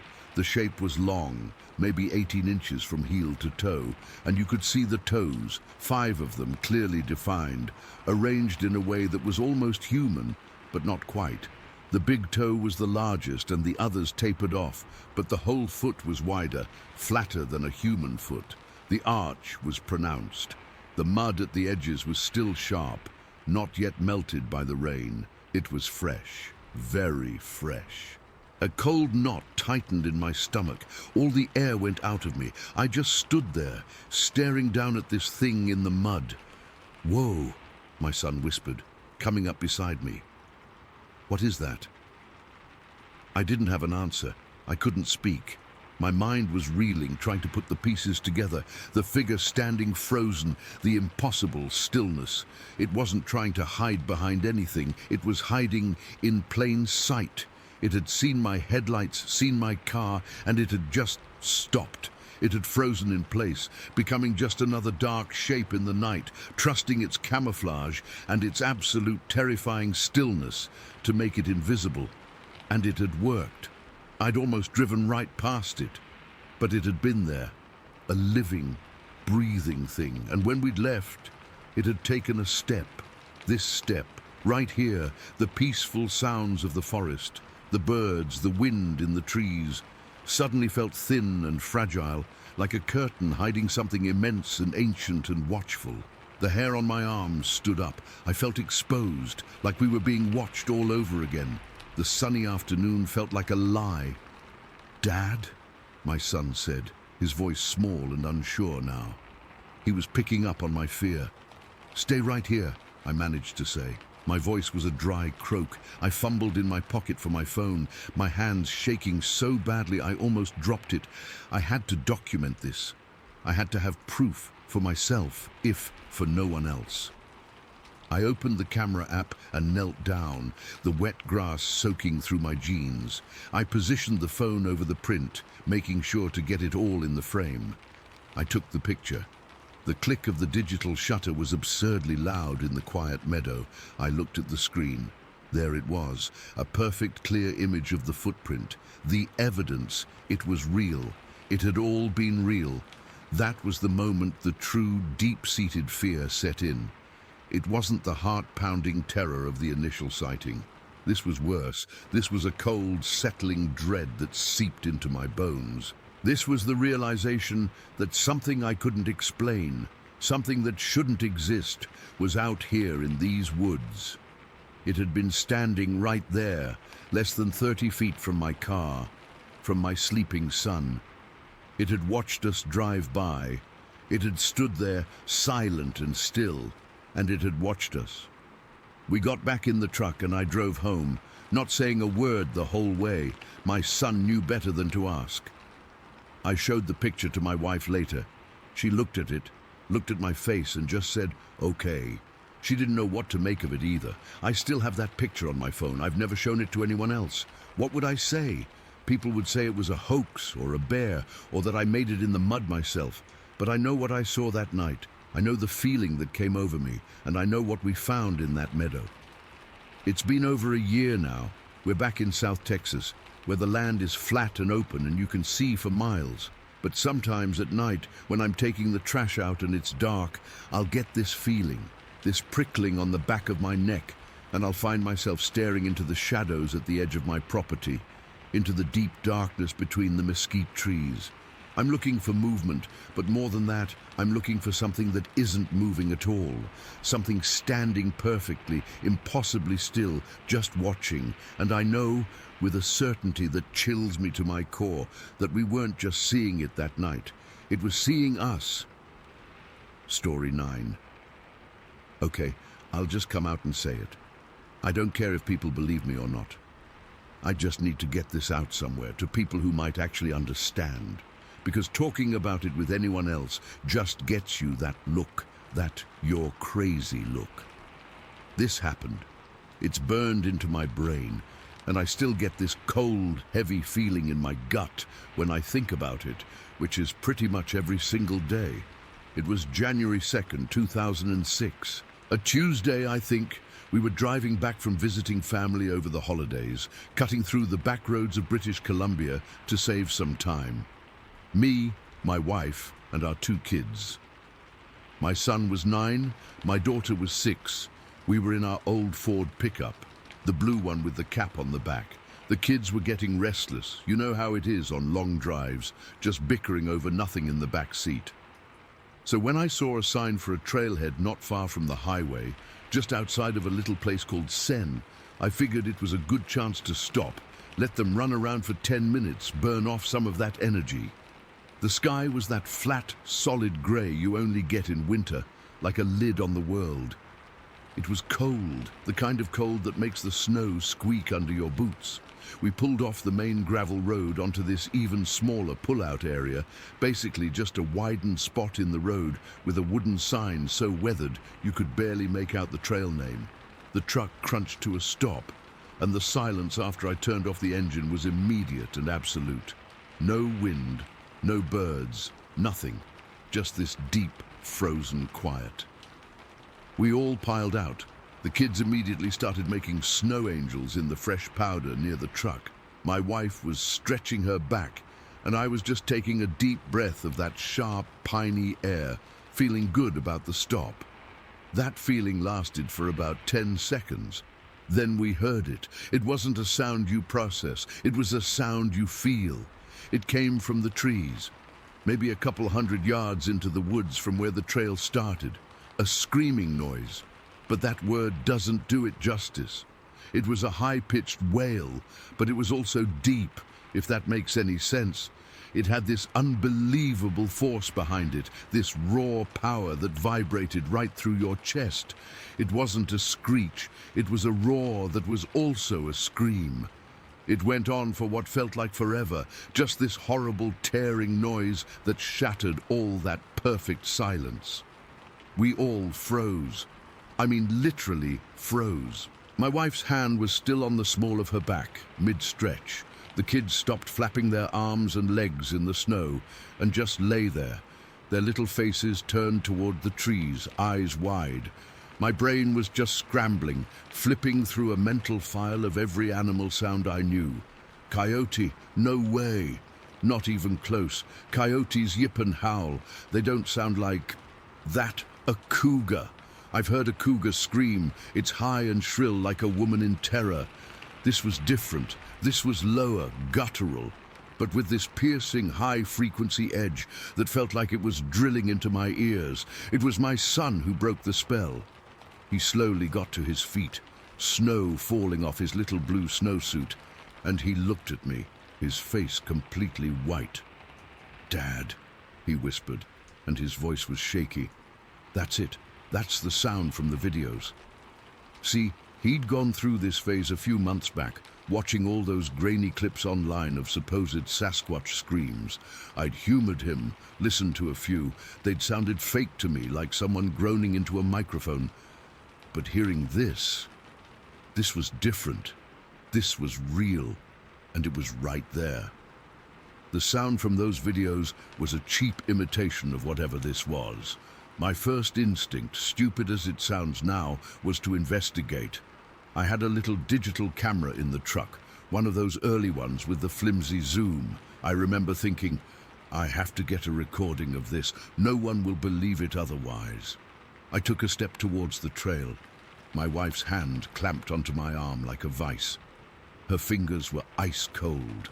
"No," she said, and her voice was low and tight with a fear I'd never heard in her before. It wasn't a request, it was a command. "Get in the truck. Now." The kids. I looked at her, and then I looked at my daughter, who was starting to cry silently, big tears rolling down her red cheeks. My son was just staring, paralyzed. The logical part of my brain, the dad part, kicked in and overrode the curious idiot part. She was right. This wasn't the time. "Okay," I said, my own voice sounding strange. "Okay, everyone back in the truck." We moved fast. I scooped my daughter up, snow and all, and bundled her into the back seat. My wife practically shoved my son in after her. We fumbled with the seat belts, our fingers numb and clumsy, not just from the cold, but from the adrenaline. The whole time, that scream kept going, echoing through the trees.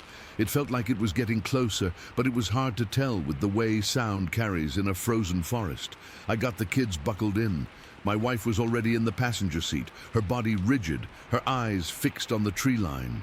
The screaming was still happening, a relentless, horrifying sound. I stood there for a second with my door open, one foot on the running board. I could still see the mouth of the trail, a dark gap between two giant hemlocks. It was only 30, maybe 40 steps away. The urge to just see was overwhelming. I wasn't going to go far, just enough to maybe see a shadow, a movement, anything to make sense of the noise. "I'll be right back," I said to my wife, not really looking at her. I took a few steps. The snow was deep up to my shins in places. My heart was hammering against my ribs so hard I could feel it in my throat. The scream was louder now, more focused. It didn't sound random anymore. It sounded directed, at us. I made it about 30 paces down the trail. It was darker under the canopy, the snow on the ground holding the little light there was. I could see my own breath puffing out in frantic clouds. I stopped, peering into the gloom between the trees, trying to find the source. I remember the specific, pointless detail of a single snowflake landing on my eyelash and melting.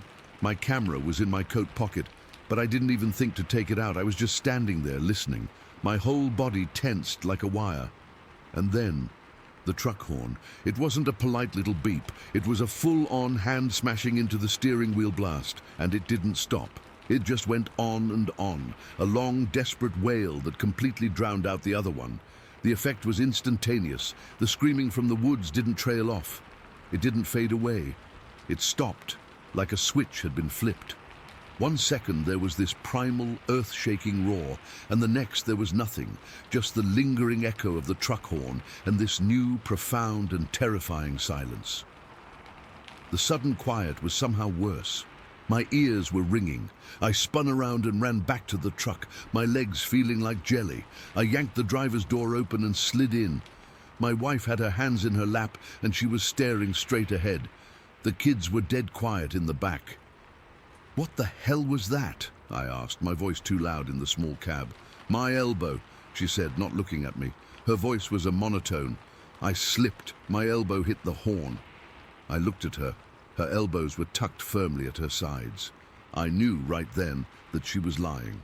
She'd done it on purpose. She'd seen me standing out there, saw whatever was in my face, and she blasted that horn to scare whatever it was away, or more likely to scare me back to the truck, and it had worked on both counts. I didn't call her on it. I just started the truck. The engine roared to life, a familiar man-made sound that felt flimsy and insignificant. I put it in drive and pulled back onto the gravel road, my hands gripping the wheel so tight my knuckles were white. For a few minutes no one spoke. The only sound was the crunch of our tires on the gravel and the heater fan. I kept checking the rearview mirror, expecting to see something, anything, come out of the trees. There was nothing, just that empty grey landscape.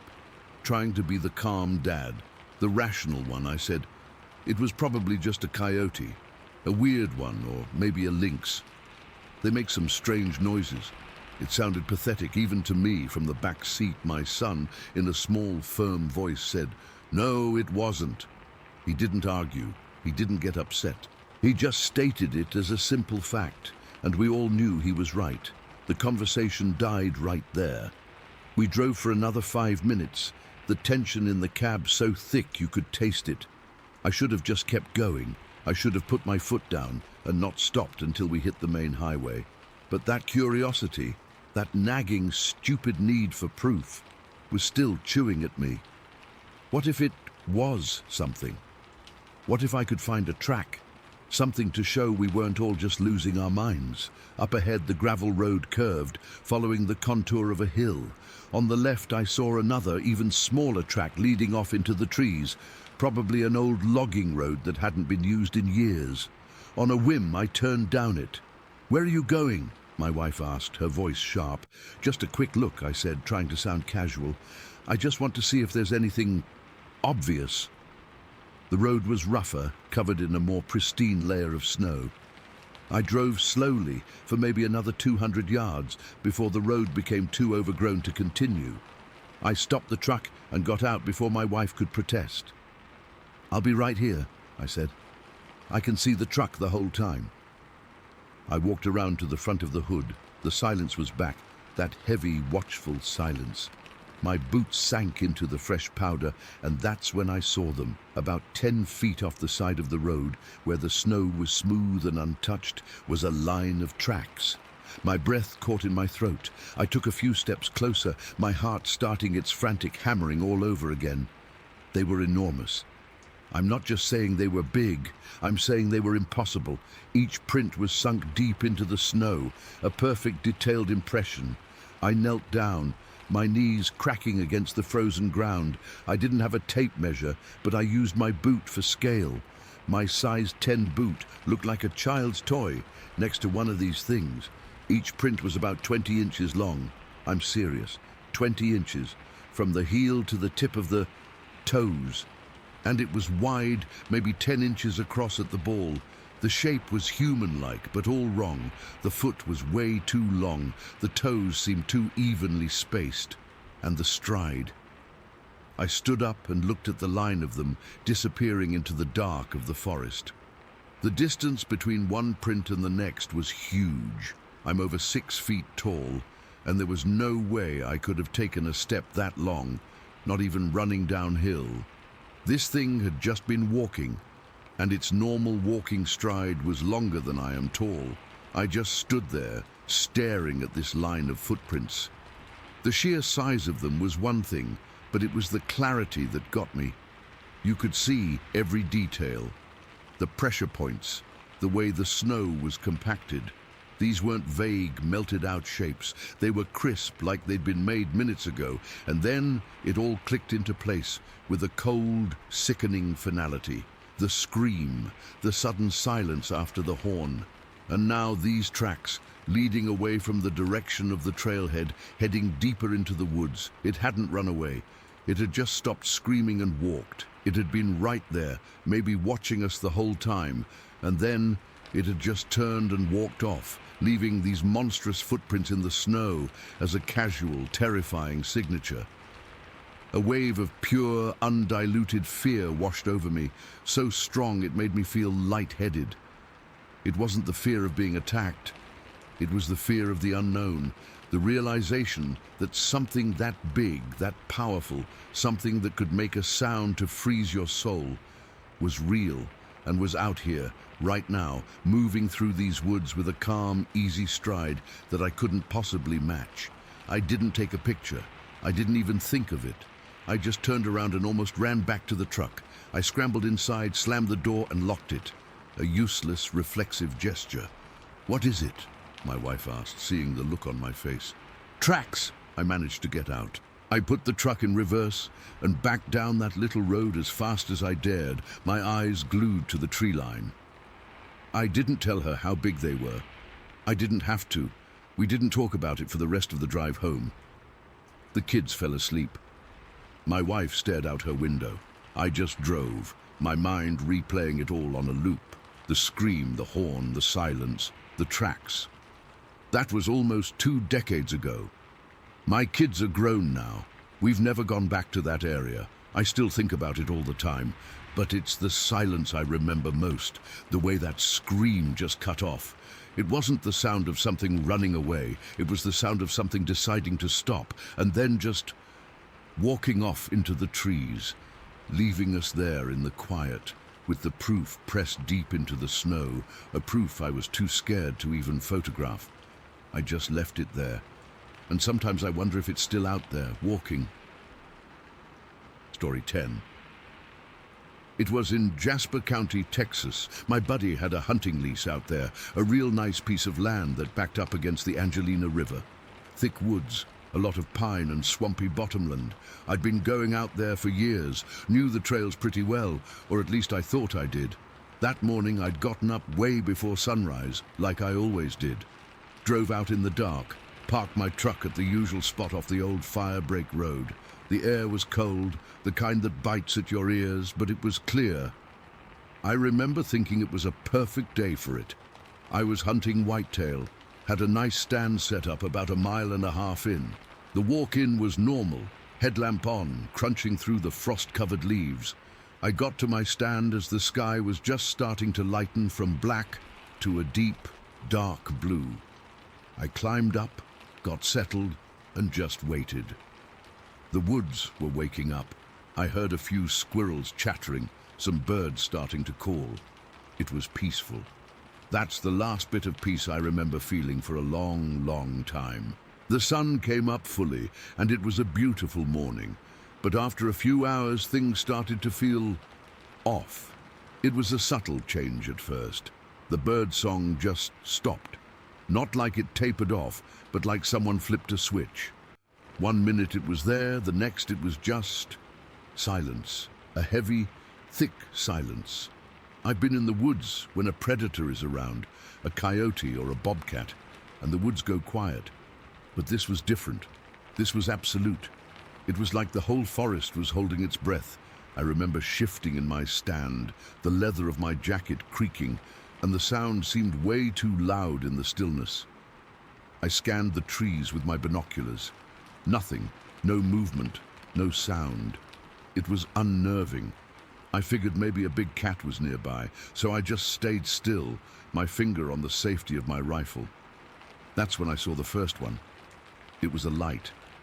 A faint, soft glow, about the size of a baseball, way off in the deep shadows between the pines. It was just hanging there, maybe 6 feet off the ground. It wasn't a firefly. It was November, and it was too big, too steady. It was a pale, almost greenish color. I blinked, thinking it was a trick of the light, maybe the sun hitting a patch of moss or something, but the sun wasn't in that direction. I kept looking, and I saw another one, a little to the left. Then a third. They weren't moving. Just these faint, glowing orbs, suspended in the dimness of the woods. My heart started thumping a little harder in my chest. I had no explanation for it. None. I remember my mouth going dry. I must have sat there for 20 minutes just watching those lights. They didn't do anything. They just were. And the silence was pressing in on me. It was so quiet I could hear the blood pulsing in my ears. I decided to get down from the stand. I thought maybe I could get a closer look, figure out what they were. Maybe some kind of swamp gas or fungus. I know it sounds stupid now, but I was trying to rationalize it, you know? My brain was scrambling for a normal answer. I climbed down as quietly as I could. The creak of the metal steps on the ladder sounded like gunshots in the quiet. My boots, hit the soft ground, and I stood there for a second, listening. Nothing. I started walking slowly towards where I'd seen the lights, my rifle held ready, but not raised. I was maybe 50 yards from my stand when I saw movement. It wasn't an animal. The movement was wrong. It was too smooth, too purposeful. I ducked down behind a big, fallen longleaf pine, its trunk covered in brown needles and fungus. I peered over the top, and my blood went cold. There were 3 of them, 3 figures, moving through the trees about 100 yards away. They were jet black. Not like a shadow, but a solid matte black, like they were made of charcoal or something. They were huge. I'm 6 feet tall, and these things had to be at least 8 feet, maybe taller. They were built like nightmares, massively broad shoulders, arms that were too long, hanging down past their knees. They were muscular in a way that didn't look human, all coiled power. They weren't just walking, they were moving around, pausing, looking at the ground, then at each other. It was intelligent, it was coordinated. They were communicating without making a sound. He froze. I literally could not move. It was like my brain had just shut my body down. I was crouched behind that log, my knees screaming in protest, but I didn't dare adjust my position. I just watched them. One of them, the one on the left, bent down and picked something up off the forest floor. It looked at the thing in its hand, then passed it to the one in the middle. They were examining it. I couldn't see what it was, maybe a rock, a piece of wood. I don't know, but the way they handled it, it was like they were curious. It was so chillingly human-like. But on these monsters, the one on the right then turned its head, and I swear it was looking right in my direction. I stopped breathing. I pressed myself into the damp, rotten wood of the log, trying to make myself disappear. It was too far away to see any features, just this huge black silhouette. But I felt its attention on me. It felt like a physical weight. After a few seconds that felt like hours, it turned back to the others. That's when the sound started. It wasn't a growl, it wasn't a scream. It was a roar, but so deep and guttural that I felt it more than I heard it. It vibrated in my chest, in my teeth. It came from the one in the middle. It was a sound of pure, raw power, and it was answered by the silence. The woods didn't just feel quiet now, they felt dead. The sound echoed for a bit, then faded, and the silence that rushed back in was even heavier than before. I felt a warm trickle run down my leg. I was so terrified I'd pissed myself and hadn't even noticed. The 3 of them started moving again, and they were coming closer. Not directly towards me, but on a path that would bring them within 30, maybe 40 yards of my hiding spot. I had to move. I had to get out of there, but I was paralyzed.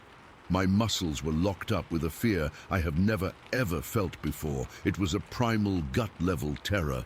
This wasn't a bear. This wasn't anything I had a name for. They moved through the trees with an unnatural grace for things so big. They didn't snap twigs. They didn't rustle leaves. They were just there. And then the largest one of them, the one that had roared, stepped out from behind a thicket of yaupon holly into a small sunlit clearing. It was maybe 35 yards away. I could see it clearly now. The black wasn't fur, not like an animal's. It was more like a thick, shaggy hide, matted and dark. Its body was pure muscle, like a powerlifter's, but stretched over a frame that was all wrong. Its arms were thick as my thighs, but it was the face, or what I could see of it. It was mostly hidden in shadow, but its eyes were glowing. A faint, reddish glow, like the embers of a dying fire. They weren't reflecting light, they were producing it, and those eyes were locked on me. I know it saw me. There was no doubt in my mind. It knew I was there, crouched behind that log, covered in my own piss, trembling like a leaf. It didn't move. It just stood there, its chest rising and falling slowly, those red pinpricks of light burning into me. Its intelligence was a palpable thing. This wasn't a dumb animal. This thing was thinking. It was assessing me. I felt like a bug under a microscope. I felt small. I felt like prey. The terror was so complete it was almost peaceful. My mind just gave up. There was no fight, no flight. There was just acceptance. I was going to die there. This thing was going to cross that clearing in 2 steps, and it was going to tear me apart, and there was nothing I could do about it. I couldn't even blink. I just stared back into those red eyes. I don't know how long we stayed like that. It could have been 5 seconds, it could have been 5 minutes. Time didn't mean anything. Then it tilted its head, just a slight, almost curious movement. And then it let out a sound. It wasn't a roar this time. It was a low, rumbling chuff, like air being forced out of a huge barrel. It was a sound of dismissal. It turned its head, looked back towards its companions, and then it just melted back into the trees. It was there 1 second, and then it was just gone. The other 2 were gone too. The forest was empty. The spell was broken. A wave of nausea hit me so hard I vomited right there behind the log. I scrambled backward, my boots slipping on the wet leaves. I didn't care about noise anymore. I got to my feet, my legs so wobbly I almost fell over. I turned and I ran. I didn't look back. I just ran. I crashed through brambles, splashed through a creek I didn't even remember crossing on the way in. Branches whipped at my face, tearing at my clothes. I didn't feel any of it. All I could feel was the phantom pressure of those red eyes on my back. I was so sure it was right behind me that at any second, one of those long black arms would reach out and grab me. I saw my truck through the trees, and I've never felt such a mix of relief and terror. Relief that it was there, terror that I wouldn't make it. I fumbled for my keys, my hands shaking so badly I dropped them twice. I finally got the door open, threw my rifle onto the passenger seat, and scrambled in, locking the doors immediately. I sat there, hyperventilating, my heart trying to beat its way out of my chest. I scanned the tree line, expecting to see one of them step out, to see those red eyes glowing from the shadows. But there was nothing, just the quiet, empty woods. I started the truck and slammed it into reverse, spinning the tires and kicking up dirt and gravel. I didn't stop until I was back on the paved county road. I drove straight home, white-knuckling the steering wheel the whole way, checking my rearview mirror constantly. I never went back, not to that lease, not to any lease. I called my buddy and told him I was done. I couldn't do it anymore. I made up some excuse about work. I never told him what I saw. I never told anyone. It's been years now, and I still have nightmares. It wasn't just the size of them or their strength, it was the intelligence in their movements, the way they looked at each other, the way the big one looked at me. It wasn't a mindless beast. It was a creature that knew what it was, and it knew what I was. I wasn't a hunter in the woods that day. I was an intruder, and I was allowed to leave. That's the part that haunts me the most. I didn't escape. I was let go. I felt controlled by them, like my fate was in their hands the entire time, and they just decided I wasn't worth the trouble. I gave up hunting because I realized I was never the one in control out there. There are things in those deep East Texas woods that we don't understand, things that watch us, and sometimes they decide to let us see them, and I saw them. I still see them every time I close my eyes, those faint, glowing orbs in the trees, the jet-black forms moving with a purpose I can't comprehend, and those 2 glowing red coals staring right through me, letting me know just how small I really am. Story 11. This happened in October of 2014. My buddy and I, we're both hunters, born and raised in northern Idaho. We know these woods. This wasn't some tourist trip. This was our backyard. We'd planned a 3-day elk hunting trip deep in the Panhandle, west of Priest Lake. It's rugged country, thick with cedars and hemlocks, cut through with steep ravines. Beautiful, but it demands respect. We got to our spot, a place we'd used before, a small clearing near a creek around 4 in the afternoon. The air was already getting that sharp, cold bite that October brings. The sun was low, throwing long, deep shadows through the trees. We set up camp like we always did, a 2-man tent, a small fire ring we'd built up with rocks on previous trips. our gear organized just so. We were efficient, quiet. We'd done this 100 times. We scouted the area for elk sign for a couple of hours, found some fresh tracks and droppings not too far off, and figured we were in for a good hunt the next morning. We were feeling good, optimistic. We got back to camp, made a small fire, cooked some sausages and beans, just enjoying the quiet. The stars were starting to come out, crystal clear away from any city lights. It was perfect. We turned in around 9, zipped ourselves into the tent, and settled into our sleeping bags. The plan was to be up before first light. Then it started. It was 9:30.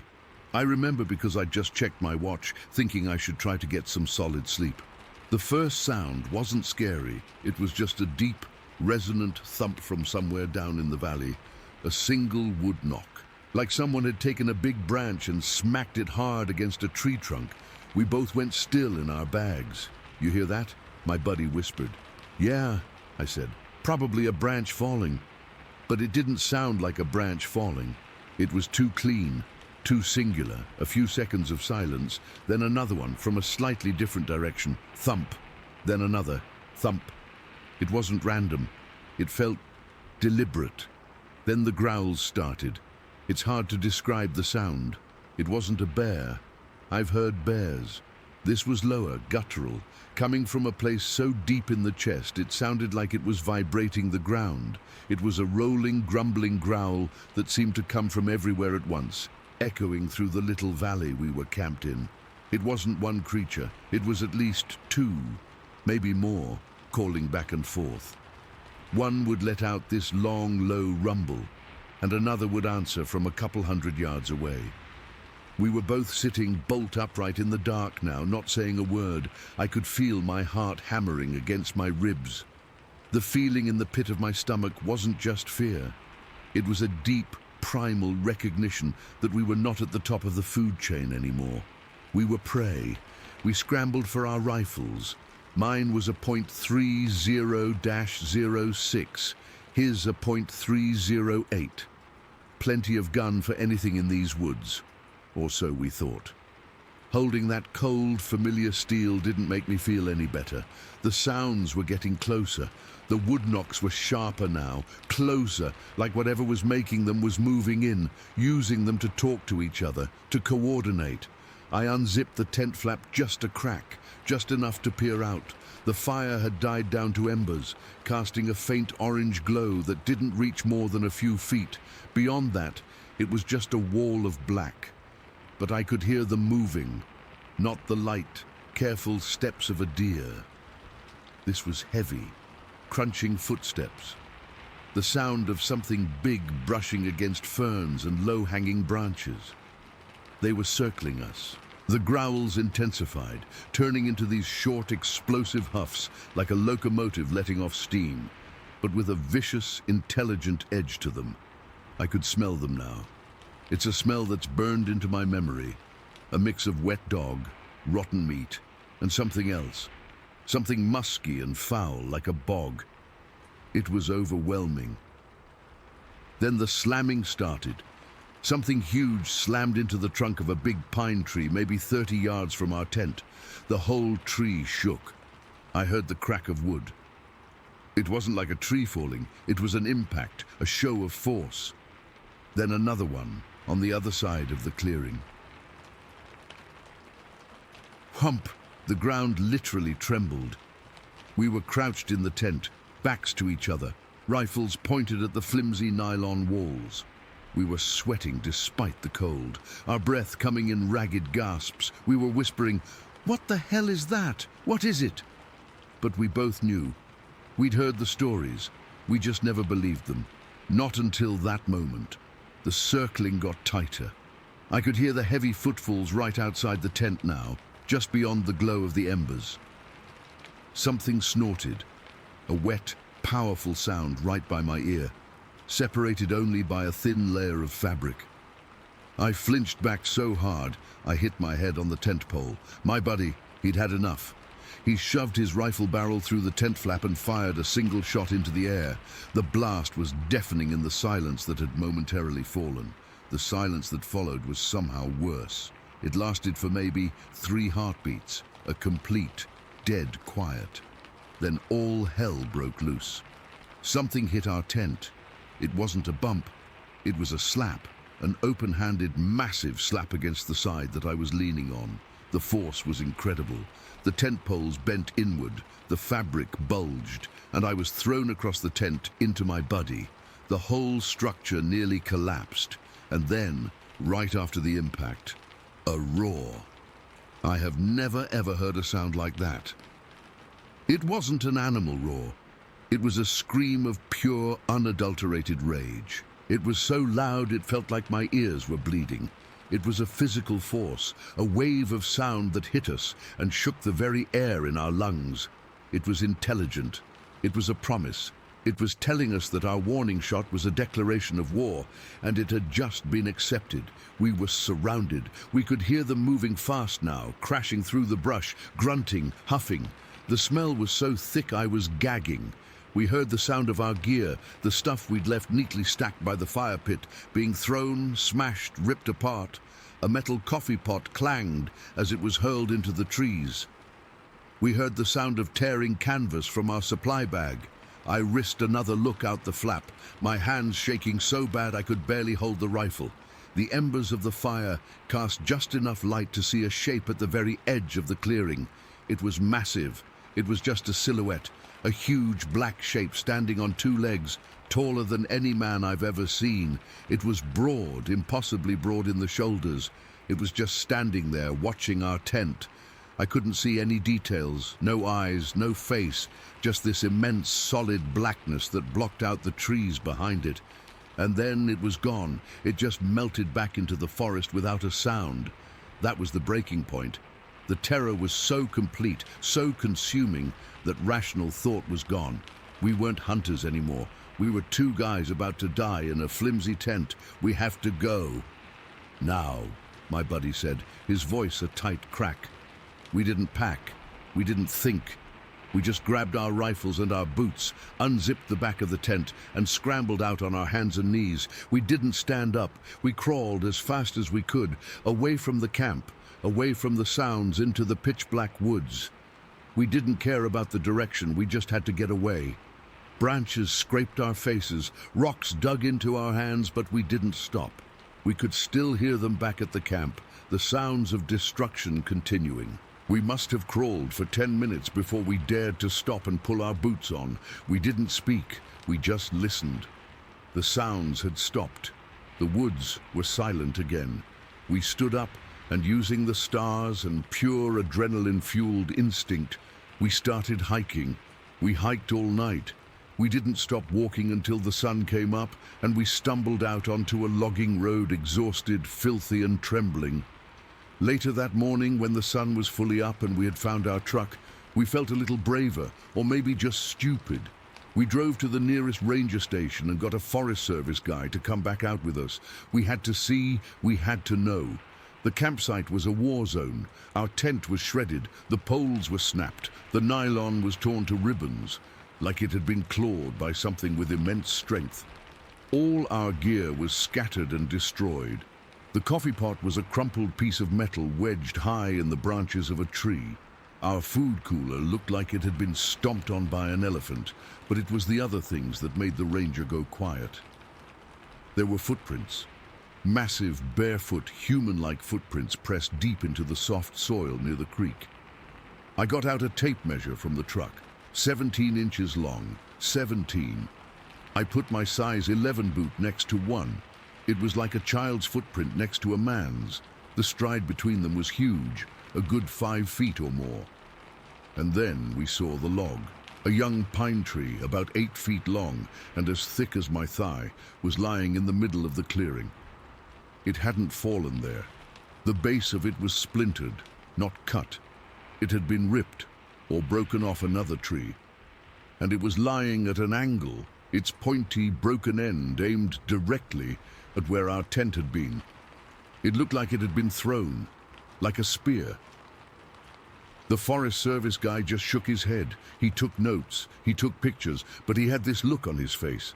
It wasn't disbelief, it was more like resignation. He'd seen things before, I think. He told us to file a report, which we did, but we never heard anything back. We packed what was left of our stuff in silence and got the hell out of there. I haven't been back into the deep woods since. I still hunt, but I stick to the edges. The areas I know are trafficked by other people. What happened to us that night wasn't a random animal attack. It was controlled. It was calculated. They herded us with sound. They intimidated us with displays of power. They surrounded us, tested our defenses, and when we showed we were a threat, they showed us just how utterly outmatched we were. They could have killed us easily. They had us dead to rights in that tent, but they didn't. They just wanted us gone. And that's the thought that haunts me the most. Not the roar, not the slap on the tent, not the shadow in the trees. It's the intelligence behind it all. The knowing. The fact that something that big, that powerful, and that smart is out there, living in the shadows of the woods I thought I knew. It changed everything for me. The wilderness isn't just trees and animals anymore. It's a place where things hide, and sometimes they let you know they're there. Story 12. It was late October just last year. The kind of October that feels perfect for the month, you know? Not too cold, but with that bite in the air that tells you winter's not messing around. The leaves were all those fiery colors, and the sun was starting to dip low, painting everything in that long orangey gold light. I was driving home from my buddy's place out past the county line. We'd spent the afternoon fixing a busted tractor PTO, and my hands still smelled like grease and diesel. I took the back roads, like I always do. It's longer, but it's quiet. No traffic. Just me, my old Ford pickup, and miles of farmland broken up by patches of woods. I had the window cracked, and the air coming in was cool and smelled like dead leaves and damp earth. I was just driving, not really thinking about much, just letting my mind wander after a day of hard work. My back was a little sore from hunching over the engine block, and I was looking forward to a hot shower and maybe a beer. That's when I saw it. It was just a flicker of movement off to the right in this huge pumpkin patch that belongs to the Henderson farm. Everybody around here knows it. It's this massive field that slopes down toward a thick line of trees, and in October, it's just a sea of orange. The movement caught my eye because it was too big to be a deer and the wrong shape. It was upright. My first stupid thought was, is some kid messing around in the pumpkins? But it was getting late, and the Hendersons don't live right on that property. It was too far from any house. I slowed down, my foot coming off the gas, almost on its own. The truck rolled to a crawl, and then I just stopped right there in the middle of the empty road. I put it in park. I don't even know why I did that. It was like my brain just decided we weren't going anywhere for a minute. I leaned forward, my hand still on the steering wheel, and I squinted. The setting sun was right behind me, so the pumpkin field was lit up perfectly, no shadows from my truck or anything, and that's when I saw it clearly. It wasn't a person, it wasn't a bear. I've seen bears. This was different. It was maybe 4-5 feet tall, like a big kid but built all wrong. Thick. Its whole body was covered in hair, a reddish-brown color, like wet clay mixed with rust. It was walking through the rows of pumpkins, not on all fours, but on its 2 legs, and its arms were long, hanging down past its knees. The way it moved was deliberate. It wasn't just wandering, it was looking at the pumpkins. I felt my heart just slam against my ribs, a single hard thump that left me breathless. My mouth went completely dry. I remember my tongue feeling like sandpaper. Every instinct in my body was screaming at me to hit the gas, to get the hell out of there, but I couldn't. I was frozen. It was like watching a train wreck, you know? You don't want to see it, but you can't look away. I sat there in my truck, engine off, just watching. The thing would stop at a pumpkin, and it would reach down with these huge hands. Its fingers were long and thick, and I could see, even from this distance, that they weren't paws. They had fingers. It would run its hands over the curve of a pumpkin like it was checking it for ripeness, for quality. It was so careful. It wasn't tearing them up or eating them right there. It was examining them. I held my breath. I was afraid that the sound of me breathing or the beat of my heart was somehow loud enough for it to hear me.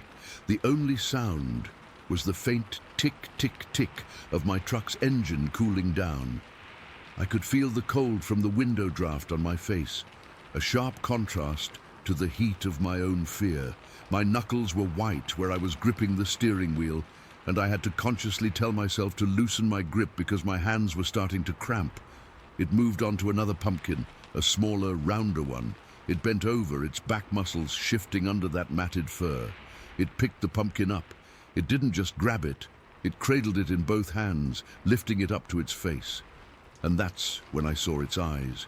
It turned its head slightly and its eyes met mine. They were dark, not black, but a deep, deep brown, like the mud at the bottom of a creek. And they were intelligent. I know how that sounds, but there's no other word for it. There was a mind behind those eyes, a curious, aware mind. It wasn't the blank stare of an animal. It looked right at me, and for a second, everything just stopped. The world shrunk down to that patch of dirt between us. To me, sitting frozen in my truck cab, and this thing holding a pumpkin and looking back at me, I felt a cold sweat break out all over my body. A shiver ran down my spine that had nothing to do with the cool air. I was sure it was going to charge the truck or let out some ungodly scream or something. I could almost feel the vibration of a roar in my teeth, but it didn't. It just looked. Its head was kind of blocky with a heavy brow, and its face was mostly flat. But in that moment, it held my gaze and I saw recognition. It knew I was there. It knew I was watching. And it had known, probably the whole time. Then it looked away, just went back to looking at the pumpkin in its hands, like I was just part of the scenery, a deer on the ridge, maybe. Not a threat. The casualness of it was almost more terrifying than if it had been aggressive. My heart was hammering now, a frantic drumbeat in my ears. I could feel my pulse in my throat. It held onto that small pumpkin.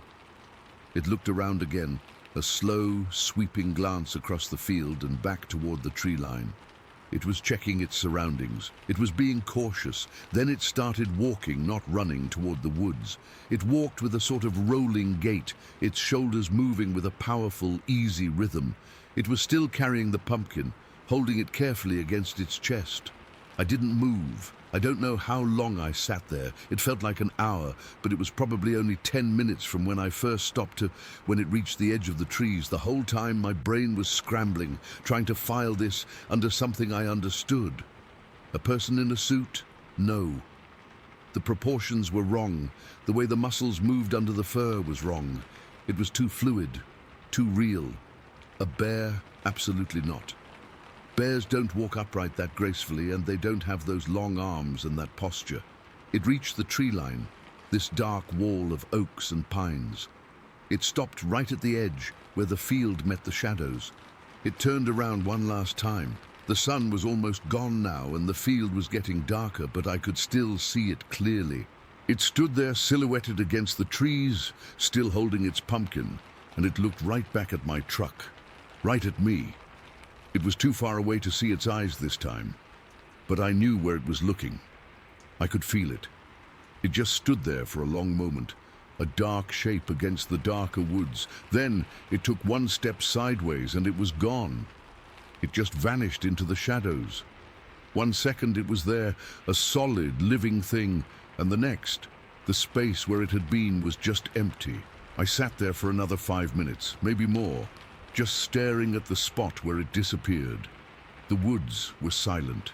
No sound of crashing branches, no movement, nothing. It was as if it had never been there at all. The only evidence was the empty spot in the pumpkin row where it had picked up the one it took. My body finally unlocked. I let out a breath I didn't realize I'd been holding, and it came out as a shaky, ragged gasp. My hands were trembling so badly I had to clasp them together in my lap. I felt cold all over, but my face was burning with adrenaline. I fumbled for the keys, my fingers clumsy and numb, and started the truck. The engine roared to life, way louder than normal. and it made me jump. I didn't even look back. I shoved the truck into drive and hit the gas. The tires spun a little on the gravel shoulder before catching, and I sped down that road like every demon in hell was chasing me. I kept checking my rearview mirror, expecting to see it running after me, a massive dark shape gaining on the truck. But there was nothing, just an empty road and a darkening pumpkin field. I got home, ran inside, and locked the door behind me. I stood in my kitchen, leaning against the counter, my whole body shaking. I poured a glass of water, and my hand was shaking so much the water sloshed over the sides. I kept replaying it in my head. The way it moved, the way it handled the pumpkin, the look in its eyes. I wanted to tell someone. I picked up my phone, my thumb hovering over my buddy's number. But what was I going to say? Hey man, I just saw a juvenile Bigfoot shopping for pumpkins. He'd have laughed me off the phone. He'd have asked how many beers I'd had my family. They'd have been worried, thinking I was cracking up from stress or something. I put the phone down. The fear of being called a liar, a lunatic, was almost as strong as the fear I'd felt in that moment. So I didn't tell anyone. I still haven't, not until now, typing this out. That night, I didn't sleep.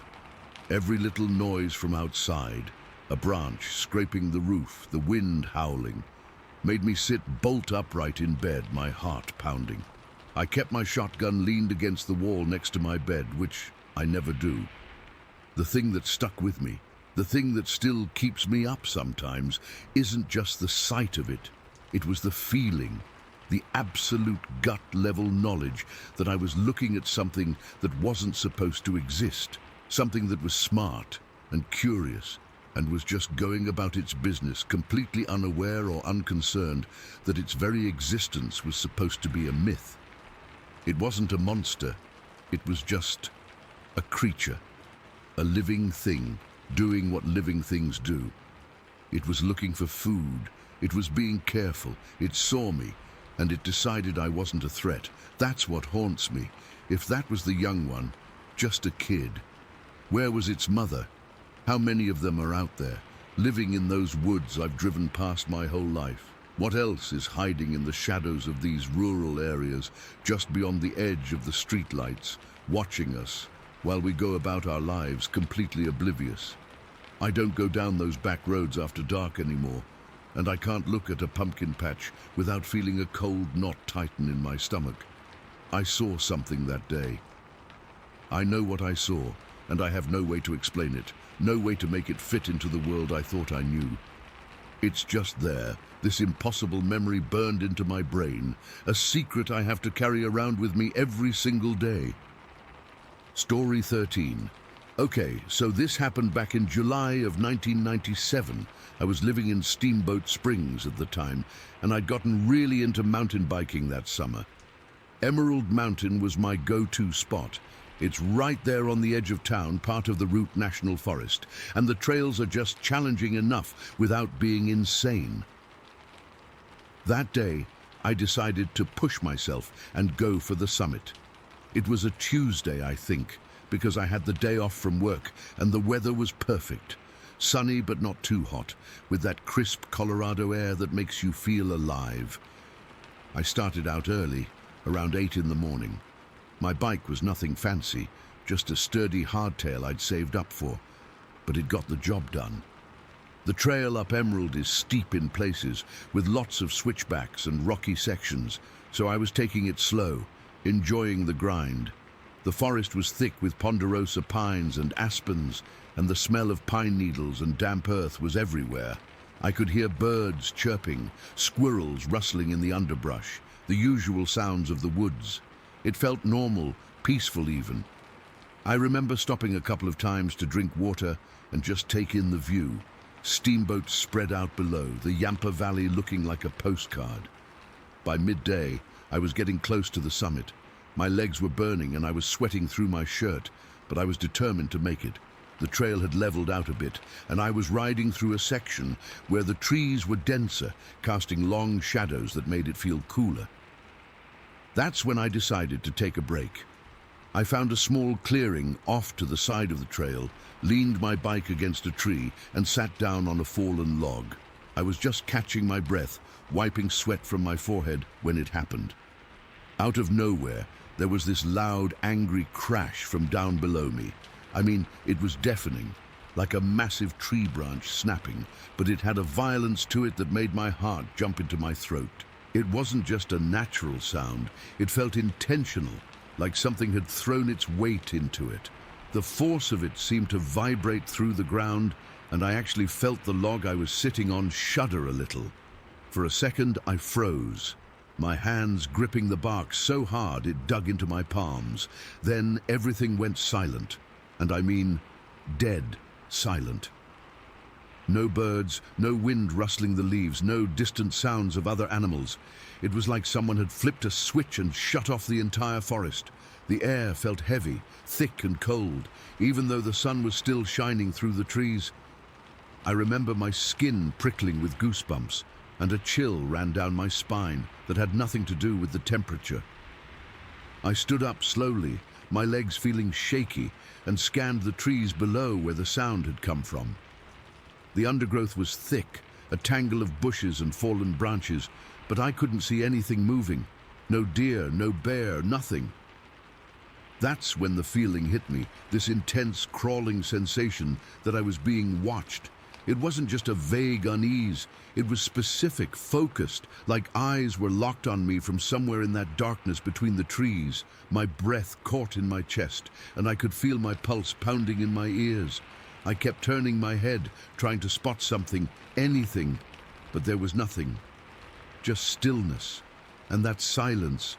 It was so complete it felt oppressive, like it was squeezing the air out of my lungs. I remember my mind racing, trying to rationalize it. Maybe it was a tree falling naturally, or a large animal like a moose, though I'd never seen one up there. But the silence afterward didn't fit. Animals make noise. They don't just vanish and leave everything hushed. And the feeling of being watched was so strong it made the hair on my arm stand up. I started backing away toward my bike, my movements slow and deliberate, like if I made too much noise, whatever was out there would pounce. My hands were trembling so bad I had to clench them into fists to stop it. When I reached my bike, I grabbed the handlebars, and the metal felt cold against my sweaty palms. I didn't waste any time. I swung my leg over and started pedaling, not even bothering to check if I had everything. The trail downhill was rough, with roots and rocks, but I pushed harder than I should have, my tires skidding in places.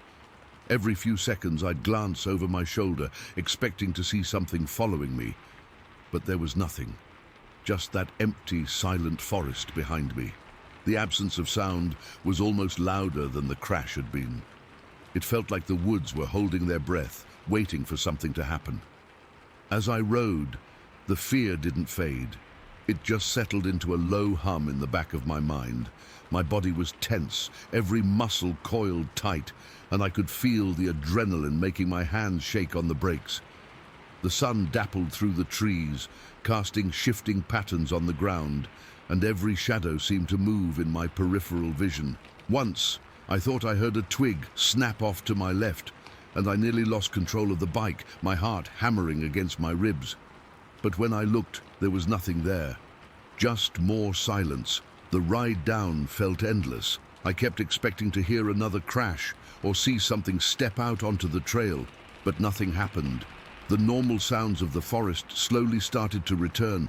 A bird call here, the rustle of leaves there, but it was hesitant, like the animals were just as spooked as I was.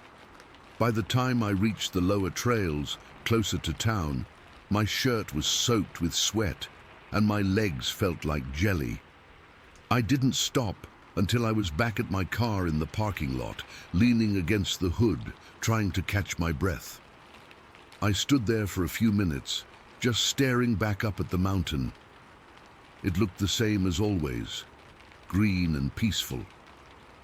But I couldn't shake the feeling that something had changed, that I'd stumbled into a moment I wasn't supposed to see. My hands were still trembling when I loaded my bike into the car and I kept glancing around, half expecting to see eyes staring back from the tree line. Later that week, I heard from a friend who worked with the Forest Service that there had been reports of Bigfoot tracks found in that area around the same time. They'd been spotted by a hiker a few days after my ride, deep in the Route National Forest, not far from where I'd been. When he told me, that chill came back, and all I could think about was that crash and the silence that followed. It wasn't just a story anymore. It felt like confirmation of something I already knew in my gut. To this day, I can't explain what happened up there. Was it a Bigfoot? I don't know for sure, but the memory of that sound and the way the forest went quiet haunts me. Sometimes, when I'm out in the woods, I'll get that same feeling of being watched, and I'll remember that day on Emerald Mountain. It's made me believe there's something hidden out there in those vast forests, something we don't understand. And every time I think about it, I get chills all over again, like I'm right back there, frozen in that clearing, with the silence pressing in around me. Story 14. Okay, so I've never really shared this with anyone outside of my wife until now, but I need to get it off my chest. This happened a few years ago, and it still messes with my head whenever I think about it. I was driving home from work in Akron, Ohio. Just a normal day, or so I thought.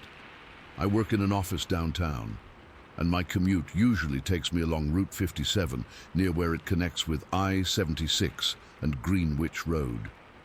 It's mostly rural out there, with fields and patches of woods, and that day was no different. I remember it was a Thursday in late October, around 5 in the afternoon. The sun was already starting to dip low in the sky, casting this weird orange glow over everything. I'd had a long day, dealing with deadlines and a cranky boss, so I was just zoning out, listening to some classic rock on the radio and trying to unwind. The air had that crisp fall feel to it, and I had the window cracked open a bit to let in the cool breeze. Everything felt ordinary, you know, like any other evening drive. As I cruised along Route 57, I passed the usual spots, a couple of farms, some old barns, and then this big open field on the right-hand side. It's one of those places I've driven by 1,000 times without giving it a second thought. The field is maybe a couple of acres wide, with tall grass and a few scattered trees. And beyond it, there's a line of thicker woods that leads towards some creeks and wetlands. I've always known that area to be kind of wild. Deer sometimes dart across the road, and you'll see hawks circling overhead. But that day, something felt off almost immediately. I'm not superstitious or anything. I'm a pretty grounded guy. I work in IT, so I like facts and logic. But as I got closer to that field, I got this weird prickling sensation on the back of my neck, like someone was watching me. I shook it off, thinking it was just fatigue, and kept my eyes on the road. Then, out of the corner of my eye, I saw movement in the field. At first, I thought it was a deer, or maybe a large dog. Something normal. I glanced over, and that's when I saw it. About 200 yards away, near the edge of the tree line, there was this large, upright figure moving across the field. It was covered in what looked like uniform dark brown fur or hair, and it was huge. Way bigger than any person I've ever seen. I mean, we're talking easily over 7 feet tall, with a broad, powerful torso that made it look bulky and solid. It wasn't loping or shuffling, it was striding, taking these long, effortless steps that ate up the ground like it was nothing. In just a few seconds, it crossed from one side of the clearing to the other, moving with a speed and grace that felt unnatural. My first thought was, okay, maybe it's a farm worker in coveralls or something. But no, the size was all wrong. No human is that tall and thick without being some kind of bodybuilder, and even then, they wouldn't move like that. This thing's legs were swinging in these smooth, powerful motions, and its arms hung down almost to its knees. The whole body was a consistent dark brown, like wet earth, and it didn't have any clothing or gear that I could see. It just blended into the shadows of the trees behind it. I felt my heart start to hammer in my chest, so hard I could hear it pounding in my ears. My hands tightened on the steering wheel, and I must have slowed down without even realizing it because the car behind me honked. I jerked my eyes back to the road for a second, then looked back at the field. The figure was already disappearing into the woods, but for that brief moment, I got a clear view of its back. Massive shoulders, a thick neck, and this sense of raw strength that made my stomach clench. I remember my mouth going dry, and I had to swallow a few times to get any moisture back. My breath was coming in short, shallow gasps, and I could feel a cold sweat breaking out on my forehead. Part of me wanted to pull over, to stop and see if I could get a better look, but another part was screaming at me to get the hell out of there. Fear won out. I hit the gas and kept driving, my eyes darting to the rearview mirror every few seconds. But there was nothing there. Just the empty field and the fading light. For the rest of the drive home, my mind was racing. I kept trying to rationalize it. Maybe it was a bear, but bears around here are black bears, and they don't walk upright for long distances. They're more hunched over, and they don't have that kind of smooth, confident gait. This thing moved like it owned the place, like it was perfectly at home in that environment. And the speed, it covered what must have been 50 yards in what felt like 3 or 4 strides. No human could do that without sprinting, and this was just a casual walk. I also noticed little details that stuck with me. The way the grass didn't seem to rustle much as it moved, like it was light on its feet, despite its size. The absence of any sound. I had my window open, but I didn't hear footsteps or cracking twigs, just the wind and my car engine. And the smell. This is going to sound crazy, but for a second, before I even saw it, I caught a whiff of something musky and earthy, like wet leaves and animal dens. It was faint, but it hung in the air for a moment before fading. By the time I got home, my hands were still shaking. I parked in the driveway and just sat there for a minute, trying to calm down. I felt jittery, like I'd had too much coffee, and my stomach was in knots. I went inside, and my wife asked how my day was, and I just mumbled something about traffic. I didn't tell her then. I was too embarrassed, and part of me worried she'd think I was losing it. But the image of that thing stayed with me, vivid and unsettling. Over the next few days, I found myself thinking about it constantly. I'd be at work, and my mind would drift back to that field. I started paying more attention to the area whenever I drove by, slowing down a bit to scan the tree line, but I never saw anything again. The fear slowly faded into this low-level curiosity, but it never really went away.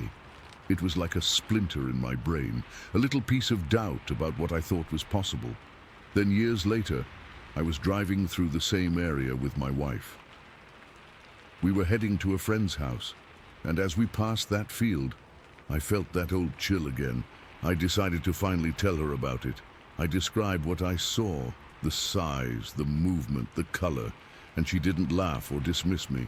Instead, she got quiet and said she'd heard stories from co-workers about similar encounters in that region. People talking about large, ape-like creatures in the woods north of there, near the creeks and wetlands. That area is known for wildlife, sure, but this was different. Hearing that from her made it all feel more real and somehow more terrifying.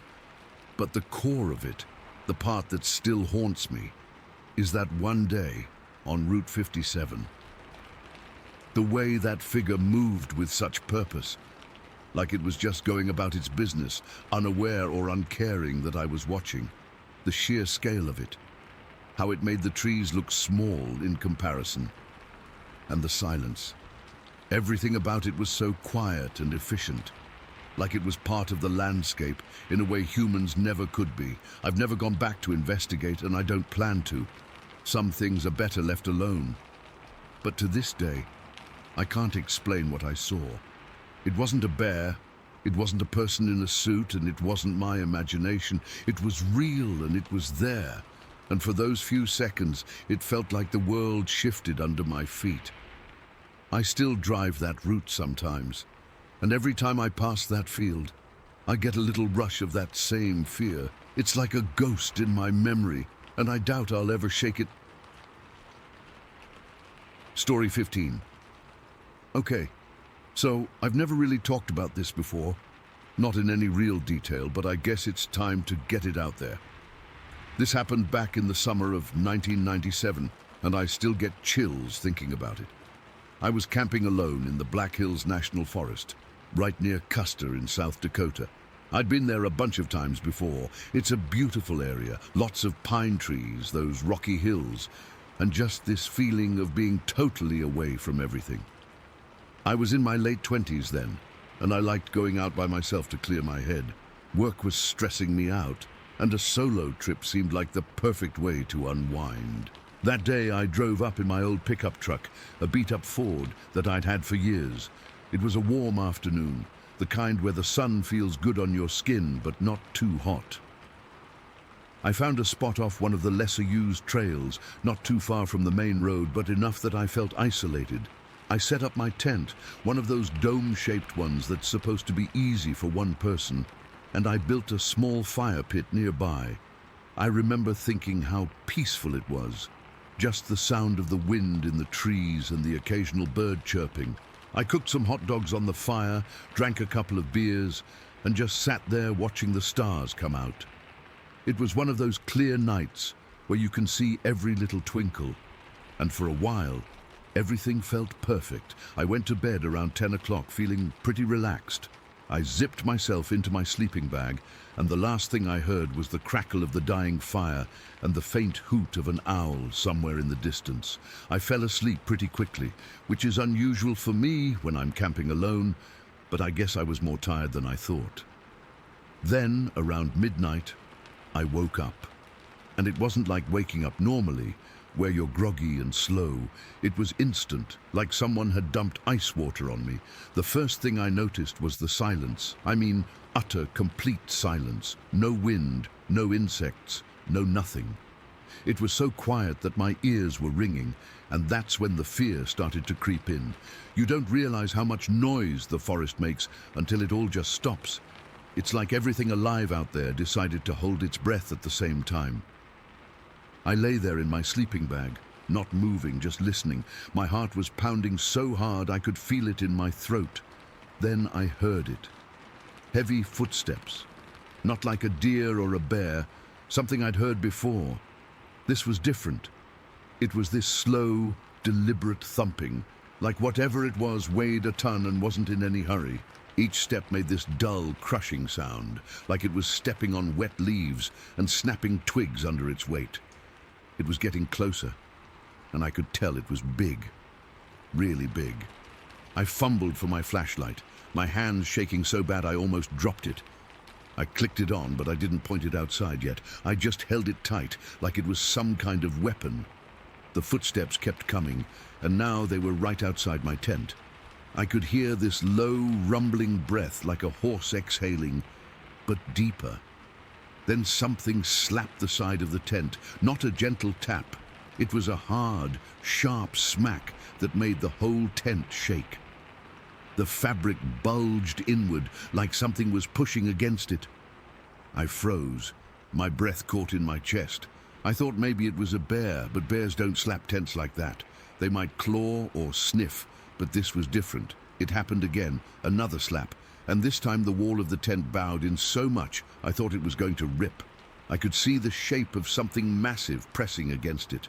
My mind was racing, trying to make sense of it, but all I felt was pure terror. I pointed my flashlight at the bulging spot, and that's when I saw it. Through the mesh window of the tent, a massive, hairy leg. It was thick, like a tree trunk, covered in dark, matted hair. The beam of my light caught it for just a second, but it was enough. The hair was coarse and dirty, and the leg was so big it blocked out everything else. I've seen bear legs before, and this wasn't it.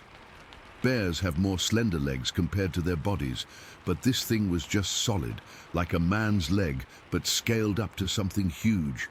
That's when I lost it. I knew I had to get out of there. I didn't think, I just acted. I unzipped the tent flap as fast as I could, my fingers slipping on the zipper because I was trembling so much. I burst outside, stumbling into the cold night air. And there it was, standing maybe 20 feet away. I'll never forget that sight. It was over 7 feet tall, I'm sure of it, because it towered over me. I'm 6 feet tall, and this thing made me feel tiny. It had dark hair all over its body, kind of shaggy and unkempt, like it had been rolling in mud. Its head was huge, with a sloped forehead and this wide jaw that looked like it could crush bones. Its eyes, I couldn't see them clearly in the dark, but they seemed dark and deep-set, and they were fixed on me. It exhaled deeply, this loud, guttural sound that vibrated in my chest.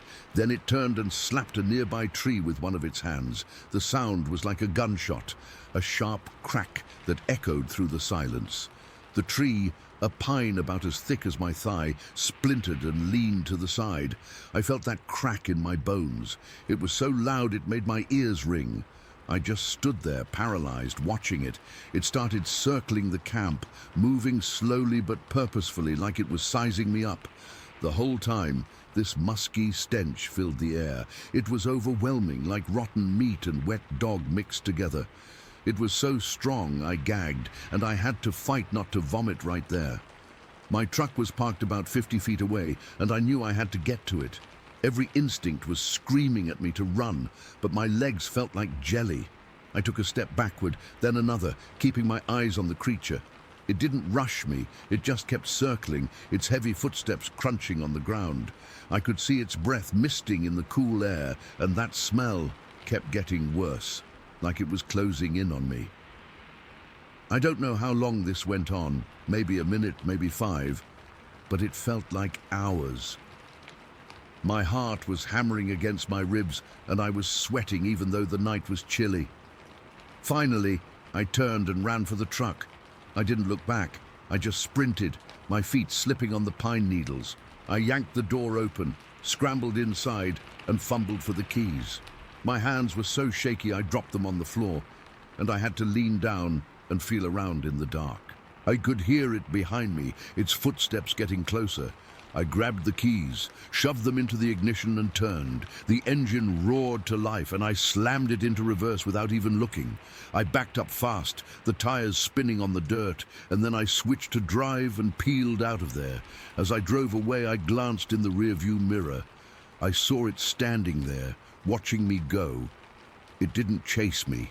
It just stood there, then turned and walked slowly back into the trees.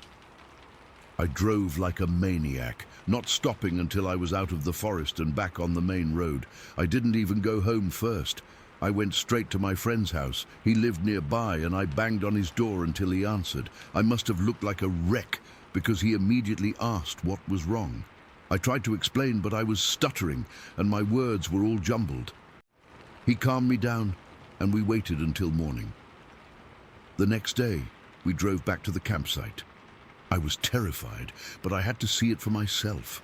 When we got there, the tent was a mess. The walls were torn in places where it had bulged inward, and there were deep scratches on the fabric. But the craziest part was the footprints. They were huge, easily twice the size of my own feet, and they were pressed deep into the soil. We followed them for a bit, and they led off into the woods, but we didn't go far because I was too scared. My friend, who's a hunter and knows the area well, said he'd never seen anything like it. He said it wasn't a bear or anything else he could recognize. We packed up what was left of my gear and got out of there. I haven't been back to that part of the forest since. Every time I think about it, my stomach clenches. I know people talk about Bigfoot or Sasquatch like it's some kind of joke, but after that night, I'm convinced it's real, and whatever it was, it wanted me gone from there. I still don't know why it didn't hurt me. Maybe it was just warning me off. But that encounter changed me. I don't camp alone anymore, and I get nervous in quiet places. Sometimes, when I'm lying in bed at night, I'll hear a noise outside and my heart will start racing all over again. I'll never forget that smell, or the sound of that tree cracking, or the way it looked at me. It's been years, but it feels like it happened yesterday. Story 16. The moment I pulled out of his driveway, I felt it. The air was thick and heavy, a real Indiana fall chill that seeps right through your jacket. And the fog. Man, the fog. It wasn't like the little wispy stuff you see in the morning. This was a solid wall of grey, a blanket that had just dropped over the whole world. My headlights were useless. They just lit up this swirling, milky soup about 10 feet in front of the car, and beyond that was nothing. Pure, swallowing nothing. I had to lean forward, squinting, my hands clenched on the steering wheel at 10 and 2, just trying to keep the tires on the yellow line in the middle of the road. The radio was off. The only sound was the hum of my engine and the wet thump, thump, thump of the tires over the seams in the asphalt. It was so quiet. It was loud, you know, that kind of quiet that rings in your ears. I was on State Road 46, the part that cuts through miles and miles of nothing but farmland. No streetlights, no houses, just the occasional mailbox at the end of a long, dark lane. I knew this road like the back of my hand, but in that fog, it was like being on another planet. Every shadow looked like a ditch. Every weird shape in the mist looked like a deer about to jump out. My heart was already thumping a little faster than it should have been. I'm not ashamed to admit I was spooked. Anyone would be. I'd been driving for about 40 minutes, my neck and shoulders tight from straining to see, when I passed the old Miller place. It's a big farm, one of those with a white 2-story house set way back from the road, barely visible even on a clear day.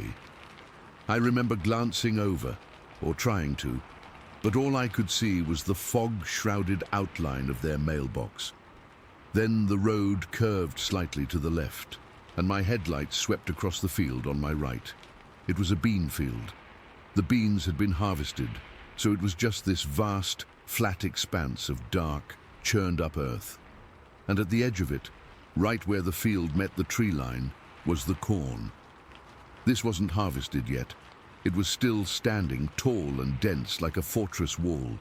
It had to be at least 8 feet high, a solid mass of dead, dry stalks, and that's when I saw it.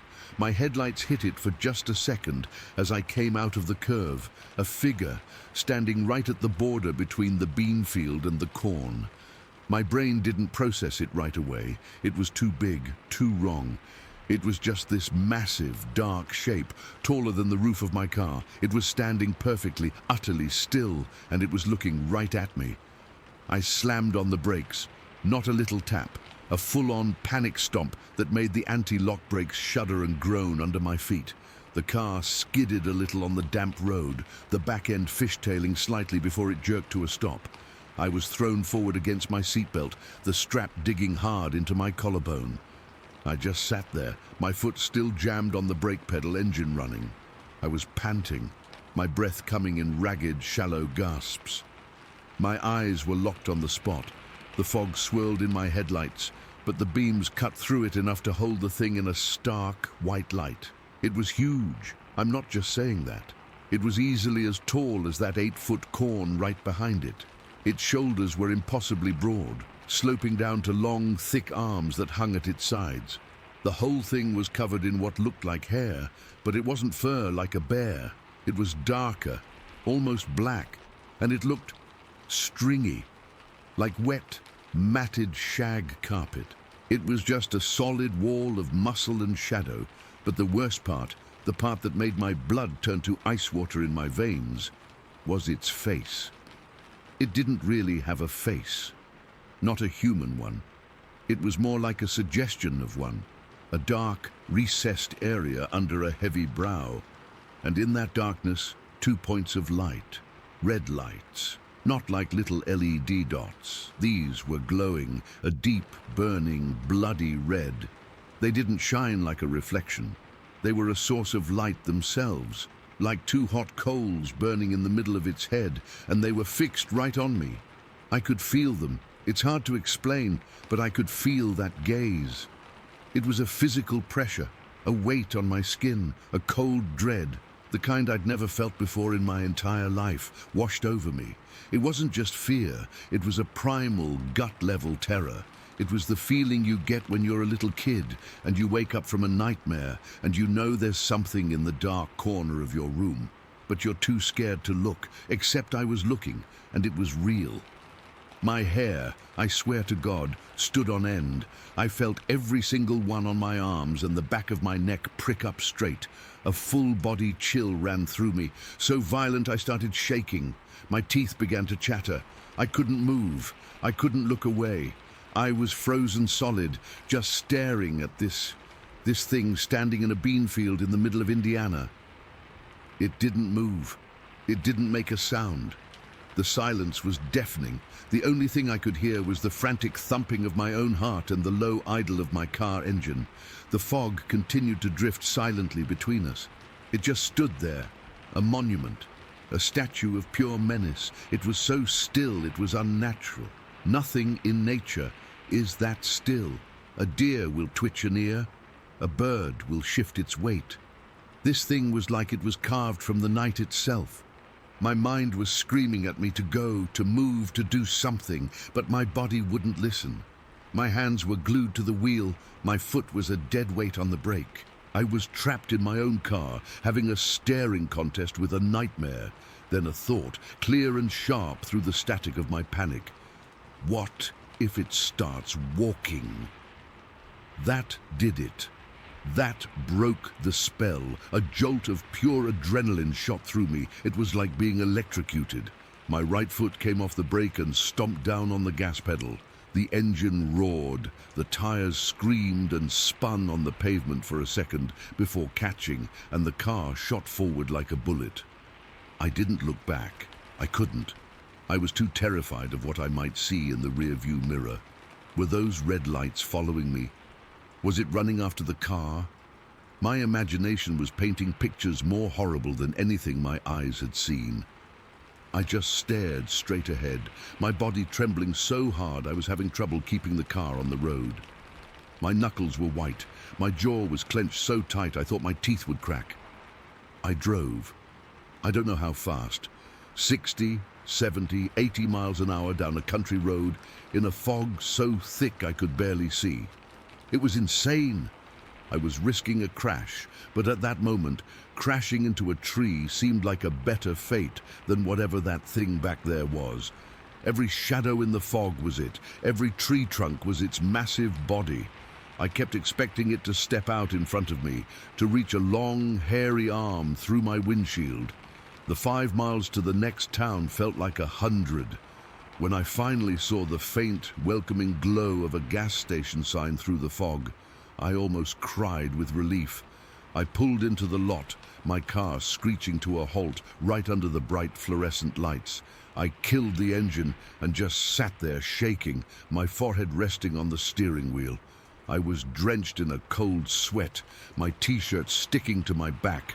I looked in the rearview mirror. My face was pale, my eyes wide and wild. I looked like I'd just seen a ghost, but I hadn't. A ghost would have been preferable. This was something else, something solid and heavy and real. I sat in that gas station parking lot for a long time, maybe 20 minutes, just trying to get my breathing under control. A couple of cars pulled in and out. A guy went in to pay for gas. Normal people doing normal things. It felt surreal. How could the world just be going on like nothing happened when my entire understanding of reality had just been ripped to shreds back there on that road? I thought about going in, telling the clerk. But what would I say? Hey, I just saw a Bigfoot in a bean field. He'd have thought I was drunk or crazy. I felt crazy. Maybe I was. Maybe the stress and the fog had made me hallucinate, but it felt too real. The shudder of the brakes, the feel of the seatbelt on my neck, the way my hair had literally stood up. You can't hallucinate that physical sensation. I finally gathered enough courage to start the car again and drive the rest of the way home. I drove slow, my eyes constantly flicking to the rearview mirror, expecting to see a pair of distant red pinpricks following me. I didn't see anything. Just the fog and the dark, empty road behind me. I got home, fumbled with my keys at the door, and practically fell inside. I locked the door, deadbolted it, and then went and checked every single window and door in the house, twice. I didn't sleep that night. I sat on my couch in the dark, staring at the wall, jumping at every little sound the house made. Every creak of the floorboards was a footstep. Every rustle of a tree branch outside the window was it, coming for me. The memory of it is burned into my brain. That silent, motionless figure, the sheer size of it, the way it just stood there, not threatening, not aggressive, just present. That was the most terrifying part. It wasn't chasing me, it wasn't roaring, it was just watching. Its presence alone was enough to shatter my nerve completely. The thought that something that big, that powerful, that utterly other, was just standing out there in the fields in the dark. It changed something in me. It made the world feel smaller and infinitely more dangerous. I've never told anyone this, not my cousin, not my friends, nobody. Who would believe me? I can barely believe it myself. But I know what I saw. I can still see it every time I close my eyes. A huge dark shape at the edge of a field, with two glowing red eyes, just watching me from the fog. And I know, with a certainty that still unsettles me to my core, that it was real. Story 17. It was July of 2019, and we were all so excited for this trip. My wife, our two boys, 15 and 16 at the time, and me. We'd rented this cabin way out in the Cascade Mountains of Washington, a place you find online that promises total seclusion. It delivered on that for sure. Too much, as it turned out. The drive up was beautiful. All winding roads and towering evergreens. The cabin itself was exactly what we wanted. Rustic, a little rough around the edges, with a big wooden porch and a stone fire pit out front. No other houses in sight, just us and the forest. We got there in the afternoon, unpacked the car, the boys immediately claimed the loft bedroom, and my wife and I took the one downstairs. It felt good. It felt like we were actually disconnecting, you know? No cell service, no internet, just us. We spent the evening outside by the fire pit. I cooked burgers and hot dogs, the simple stuff, and we just talked and laughed. The boys were roasting marshmallows. My wife was curled up in a camp chair with a blanket. It was idyllic, the kind of memory you think you're going to look back on for years. The sun went down and the forest got dark. I mean dark.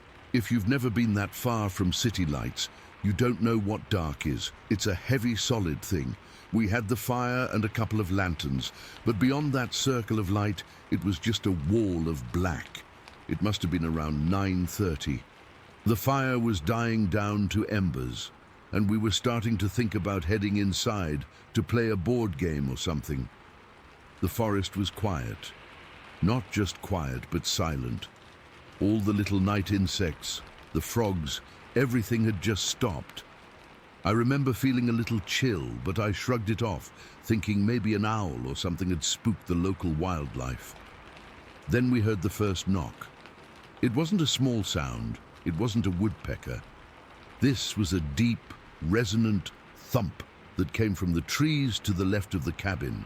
It echoed like someone was hitting a giant hollow log with a sledgehammer. We all froze. My wife looked at me, her eyes wide. "What was that?" she whispered. Before I could even form an answer, another knock answered from the opposite side of the clearing. Thump. This one was even louder. It wasn't random, it felt like a call and response. My older son, the 16-year-old, he stood up, his marshmallow stick forgotten. "Is that people?" he asked, his voice tight. I shushed him, listening. The silence that followed was heavier than before, pressing in on us. Then a third knock, directly behind the cabin, so powerful I could almost feel the vibration in the ground. That's when the fear really started to set in. This wasn't some hiker. This was something big, and there was more than one of them. "Okay, inside now, everyone," I said, trying to keep my voice calm but firm. I didn't have to tell them twice. We scrambled, grabbing the lanterns and the half-eaten bag of marshmallows, practically falling over each other to get through the front door. I slammed it shut, and through the deadbolt, my heart hammering against my ribs. For a minute we just stood there in the dark main room, listening. Nothing. The boys were breathing hard. My wife had her hand over her mouth. Maybe it was just, I don't know, a tree falling, she said. But she didn't believe it, and neither did I. Trees don't fall in a coordinated pattern from 3 different directions. We tried to act normal. I lit the gas lamp on the wall, casting a warm, flickering light. My wife started tidying up the kitchen area. The boys sat on the couch, not talking, just staring at the door. The pretense of normalcy lasted about 5 minutes. Then the pounding started.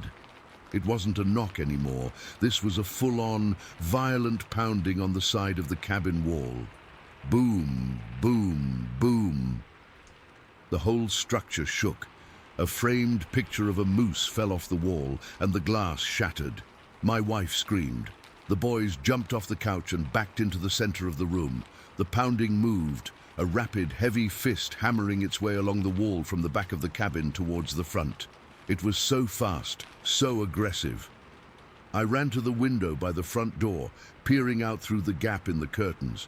I couldn't see anything but blackness. "Hey!" I yelled, my voice cracking. "Get away from here!" The pounding stopped instantly. The silence was somehow worse. We all held our breath. That's when we heard the breathing. It was low and deep, a wet, rumbling sound, like a large animal with a chest infection. It was right outside the window I was looking through. I could feel the hair on my arms stand up. I slowly backed away from the door, joining my family in the middle of the room. We huddled together. My younger son was crying quietly, and my wife was holding him, her own face pale with terror. My older son, trying to be brave, whispered, "Dad, what is it?" I didn't have an answer. My mind was racing through possibilities. A bear. No bear sounds like that, and no bear pounds on a wall like that. It was too coordinated, too intelligent. I knew I had to look. I had to know. I grabbed the big Maglite flashlight from the counter. My hand was shaking so bad I could barely click it on. "Stay here," I whispered to my family. I crept back to the front door, my knees feeling like jelly. I unlocked the deadbolt as quietly as I could, the click sounding like a gunshot in the tense silence. I cracked the door open just an inch, enough to stick the flashlight beam out into the night. I swept the beam across the clearing.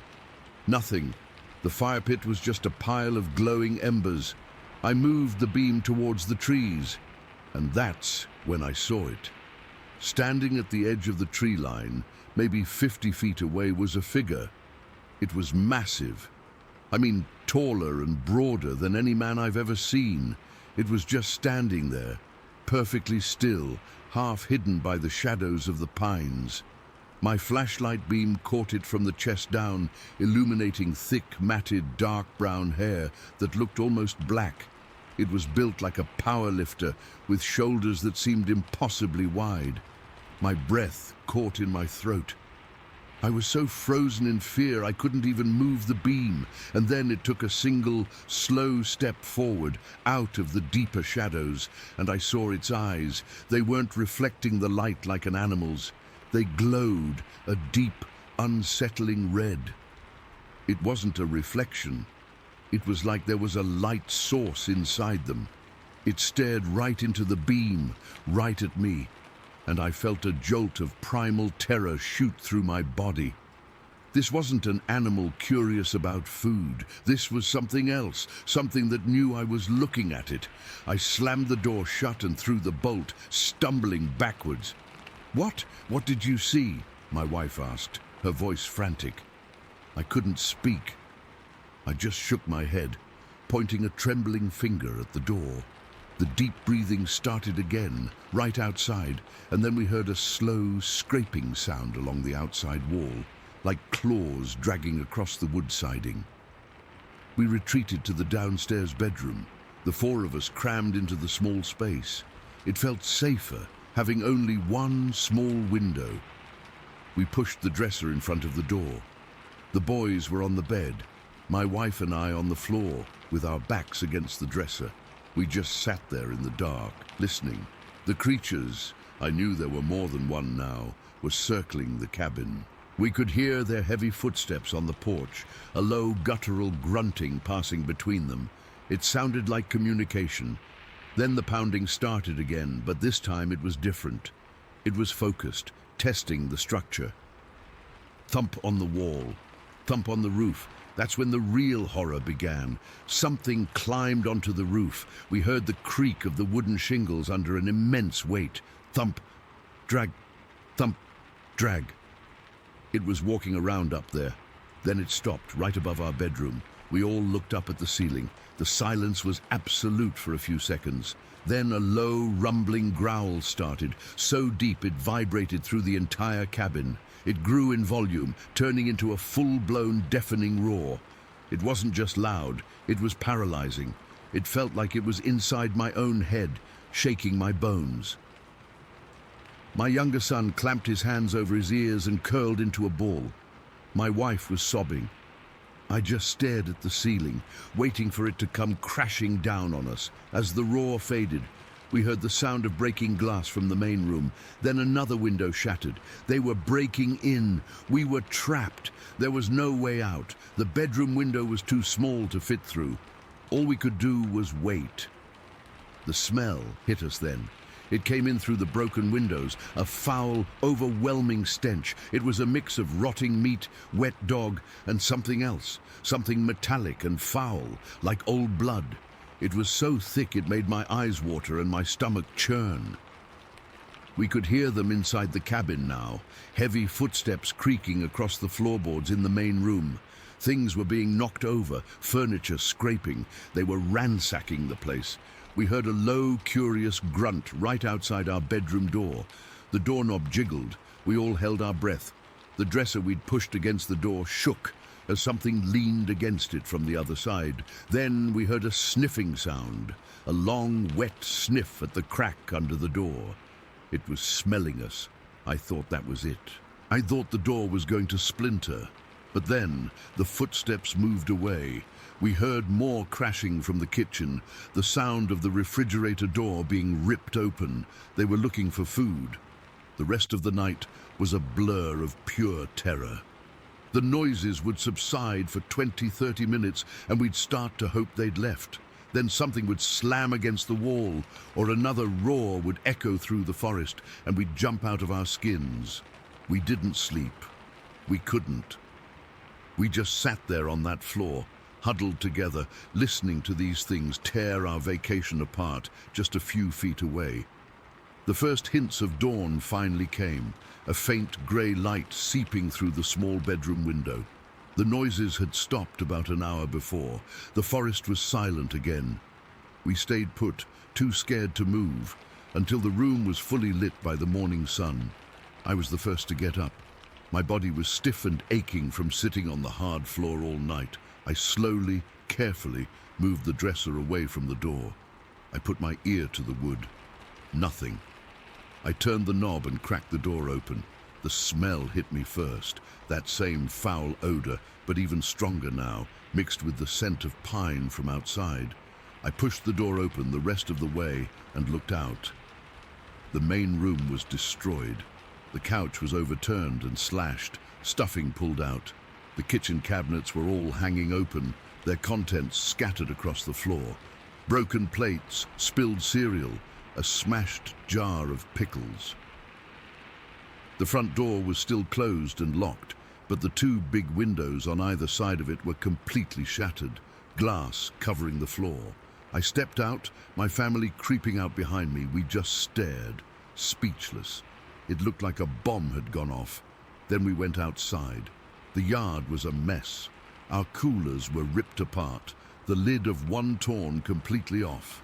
The fire pit was kicked over, embers and ash scattered everywhere, and in the soft, damp earth around the cabin, there were footprints. They were huge. I mean, easily 18 inches long and 8 inches wide. They were deep, sunk several inches into the ground, showing the immense weight of whatever made them. The stride was long, inhumanly long, And they were everywhere, circling the cabin, coming right up to the windows. We didn't say a word. We didn't need to. We just started packing. We threw our stuff into the car as fast as we could, not even caring if it was organized. I kept my head on a swivel, expecting to see those red eyes staring from the tree line at any second. The last thing I saw before I got in the driver's seat was the kitchen window, the one next to the sink. Pressed against the outside of the glass was a huge, greasy, dark handprint. It was positioned like someone or something had been standing there, leaning in, watching us the night before. We drove away from that cabin and never looked back. We didn't stop until we hit a town with cell service and could call the rental company to report the vandalism. We never mentioned what we really thought it was. Who would believe us? It's been years now, and not a single day goes by that I don't think about it. Not just the fear, but the feeling of it, the intelligence in those knocks, the coordination, the way they seemed to be testing us, probing our defenses. We weren't just visited by wild animals, we were intruders in their territory, and they made sure we knew it. I still wake up sometimes in the middle of the night, my heart pounding, thinking I hear that deep, wet breathing right outside my window. And I know with a certainty that chills me to the bone that we were never in any real danger of being eaten. We were being played with, and I have no idea why they finally decided to let us go. Story 18. All right, I'll try to write this the way it happened. I'm still not totally over it, and it's been a while, but typing it out might help, or it might not. I don't know. So this was on private land near Campbellsburg, Indiana.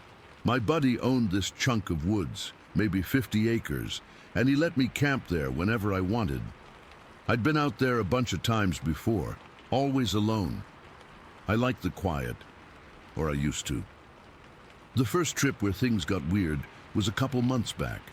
I'd heard some stuff then, something big running on two legs up a steep slope, a scream that didn't sound like any animal I know, and someone or something got into my van and took some food.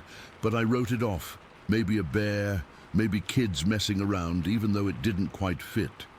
I pushed it out of my mind. This second trip, the one I'm going to tell you about, was different. It's the one that changed everything for me. I drove out on a Friday afternoon in late October. The air was getting that crisp, cold bite to it, and the leaves were all turning. I remember thinking how peaceful it looked. I had my old tent, my sleeping bag, a cooler with some beers and food, and that was about it. I parked my van in the usual spot, a small clearing near a creek, and set up camp maybe 20 yards away.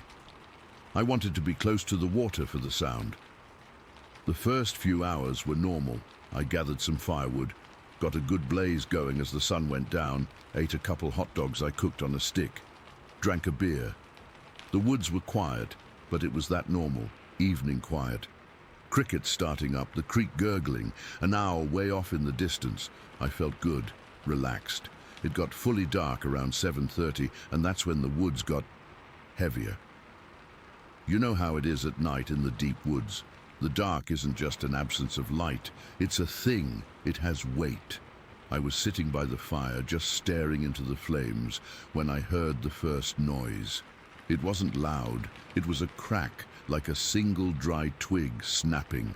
It came from the other side of the creek, no big deal, right? A deer, a raccoon, but I felt my shoulders tense up anyway. I stared into the blackness past the firelight, but I couldn't see anything. I listened hard. The crickets had stopped. The owl had stopped. The only sound was the fire and the creek. Then I heard another sound. This one was different. It was a soft, rhythmic thump, thump, thump. It sounded like footsteps, but they were too heavy and too spaced out to be a deer. A deer's steps are quicker, lighter. This was deliberate. Thump, thump. Like something big was walking slowly, carefully on the other side of the water. My heart started beating a little faster. I stood up, my hand automatically going to the hatchet I keep by the firewood. I didn't say anything, didn't yell, "Who's there?" It felt stupid, but more than that, it felt dangerous, like if I made a sound, I'd be letting it know exactly where I was, as if it didn't already know. The footsteps stopped. The silence that followed was worse. It was a listening silence. I was holding my breath, and I realized my knuckles were white where I was gripping the hatchet handle. I stood there for what felt like 10 minutes, just straining my ears. Nothing. The crickets started up again, tentatively. I let out a breath I didn't know I was holding and sat back down. But I kept the hatchet in my lap. For the next hour or so, everything was quiet again. I tried to tell myself it was just a bear, a big, curious black bear. They can walk on their hind legs for a bit. That had to be it. I finished my beer and decided to turn in. The fire was dying down anyway. I zipped myself into my tent. It's a good tent, a 3-season dome, feels pretty secure. I had a little battery-powered lantern inside that gave off a soft glow. I changed into my long johns, got into my sleeping bag, and just lay there for a bit, listening. Everything sounded normal again. I must have drifted off. I don't know what time it was when I woke up. It was still pitch black outside, the kind of dark where you can't see your hand in front of your face. I was awake instantly, not groggy, not confused, wide awake and filled with this cold, sharp dread. Something was wrong, and then I heard it. From the direction of the creek there was a sound, a heavy splash, not like a fish jumping, but like a big rock had been thrown in, then another, and then the sound of something coming out of the water on my side of the creek. It was a wet, dragging, shuffling sound. It was moving through the camp. My whole body went rigid. I was lying on my side facing the tent wall, and I didn't move a muscle. I could hear my own blood pounding in my ears. The shuffling sound was slow. It wasn't trying to be quiet. It was moving past my tent, maybe 10, 15 feet away. I could hear the soft swish as it brushed against a low-hanging branch. I could hear its breathing. It wasn't loud panting, but a low, deep, rhythmic sound like a bellows. Hum, hum, hum. It stopped right near my fire pit. I heard a faint clink, like it was nudging one of my cooking pans with its foot. I was frozen, just staring at the dark nylon wall of my tent. I could smell it now. It's a smell that's hard to describe, and it's one of the details that makes me know it was real. It was a mix of wet dog, but muskier, and something else underneath. Something foul, like old rotten dirt. It was overwhelming. It seeped into the tent. Then the shuffling started again. It was closer this time. It was circling my tent. I could hear the soft thud of its feet on the pine needles, the slight crunch of a dry leaf. It was coming around to the front of the tent, to the side where the door was. I slowly, so slowly it felt like my joints were creaking, shifted onto my back. My head was on my pillow, and I was looking up at the dome of the tent. The lantern was off, but a tiny bit of moonlight filtered through the fabric, casting the whole interior in a deep, gloomy grey. I could see the shape of the mesh window on the door. The shuffling stopped right outside. The breathing was louder now, right on the other side of the thin nylon door. I could see a shadow fall over the mesh window, blotting out the little bit of moonlight. Something was standing there. I stopped breathing. My heart was hammering against my ribs so hard I thought it would burst. Then the shadow moved. It lowered. Something was leaning down, bringing its head down to the level of the mesh window. I couldn't look away. My eyes were glued to that window. The smell was so thick I could taste it in the back of my throat, a metallic, rotten taste. And then I saw it. Pressed up against the mesh from the outside was a face. It was huge. It filled the entire window. It was covered in coarse, dark hair, but through the hair I could see the skin underneath, which looked dark and leathery. The head was massive, conical, like a giant gorilla's, but different. The brow ridge was heavy and prominent, shadowing the eyes. The eyes, God, the eyes. They weren't animal eyes. They weren't reflective like a deer's or a dog's. They were dark, deep-set, and they were intelligent. They weren't staring blankly. They were looking. They were studying me. There was a curiosity in them, a deep, ancient kind of awareness.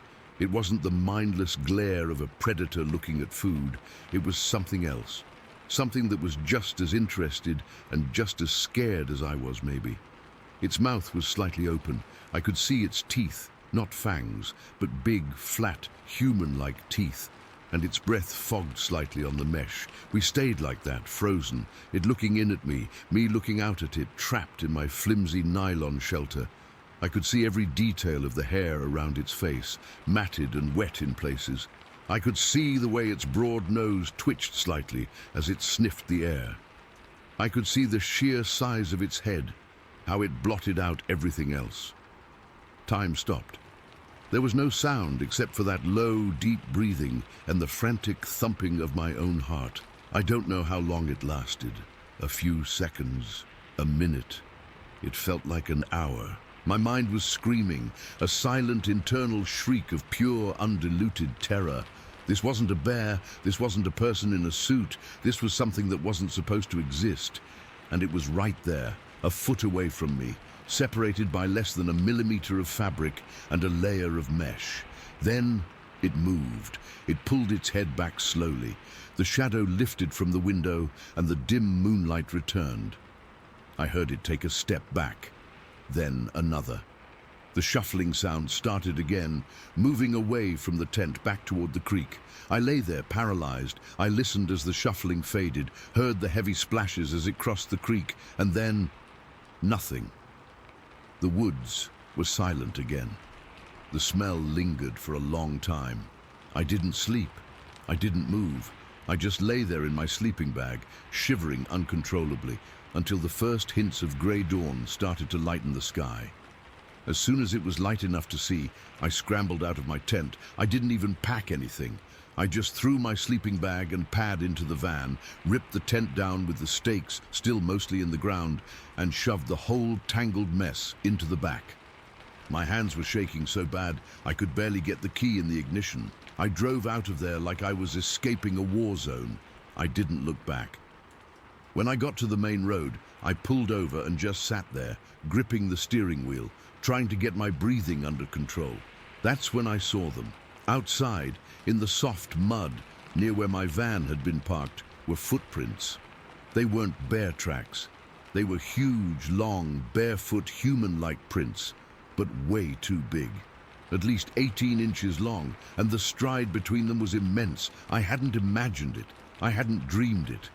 I never went back to that land. I sold my camping gear. I still get jumpy if I'm in the woods for too long. That face, those eyes, they're burned into my memory. Everyone has their theories, skeptics, believers. I don't care about theories anymore. I know what I saw. It wasn't trying to hurt me. It was just curious, and that, in its own way, is maybe the most terrifying part of all. It was just looking, and I have no idea what it was looking for, or what it thought when it saw me lying there, helpless and terrified in my little tent. I'll never know.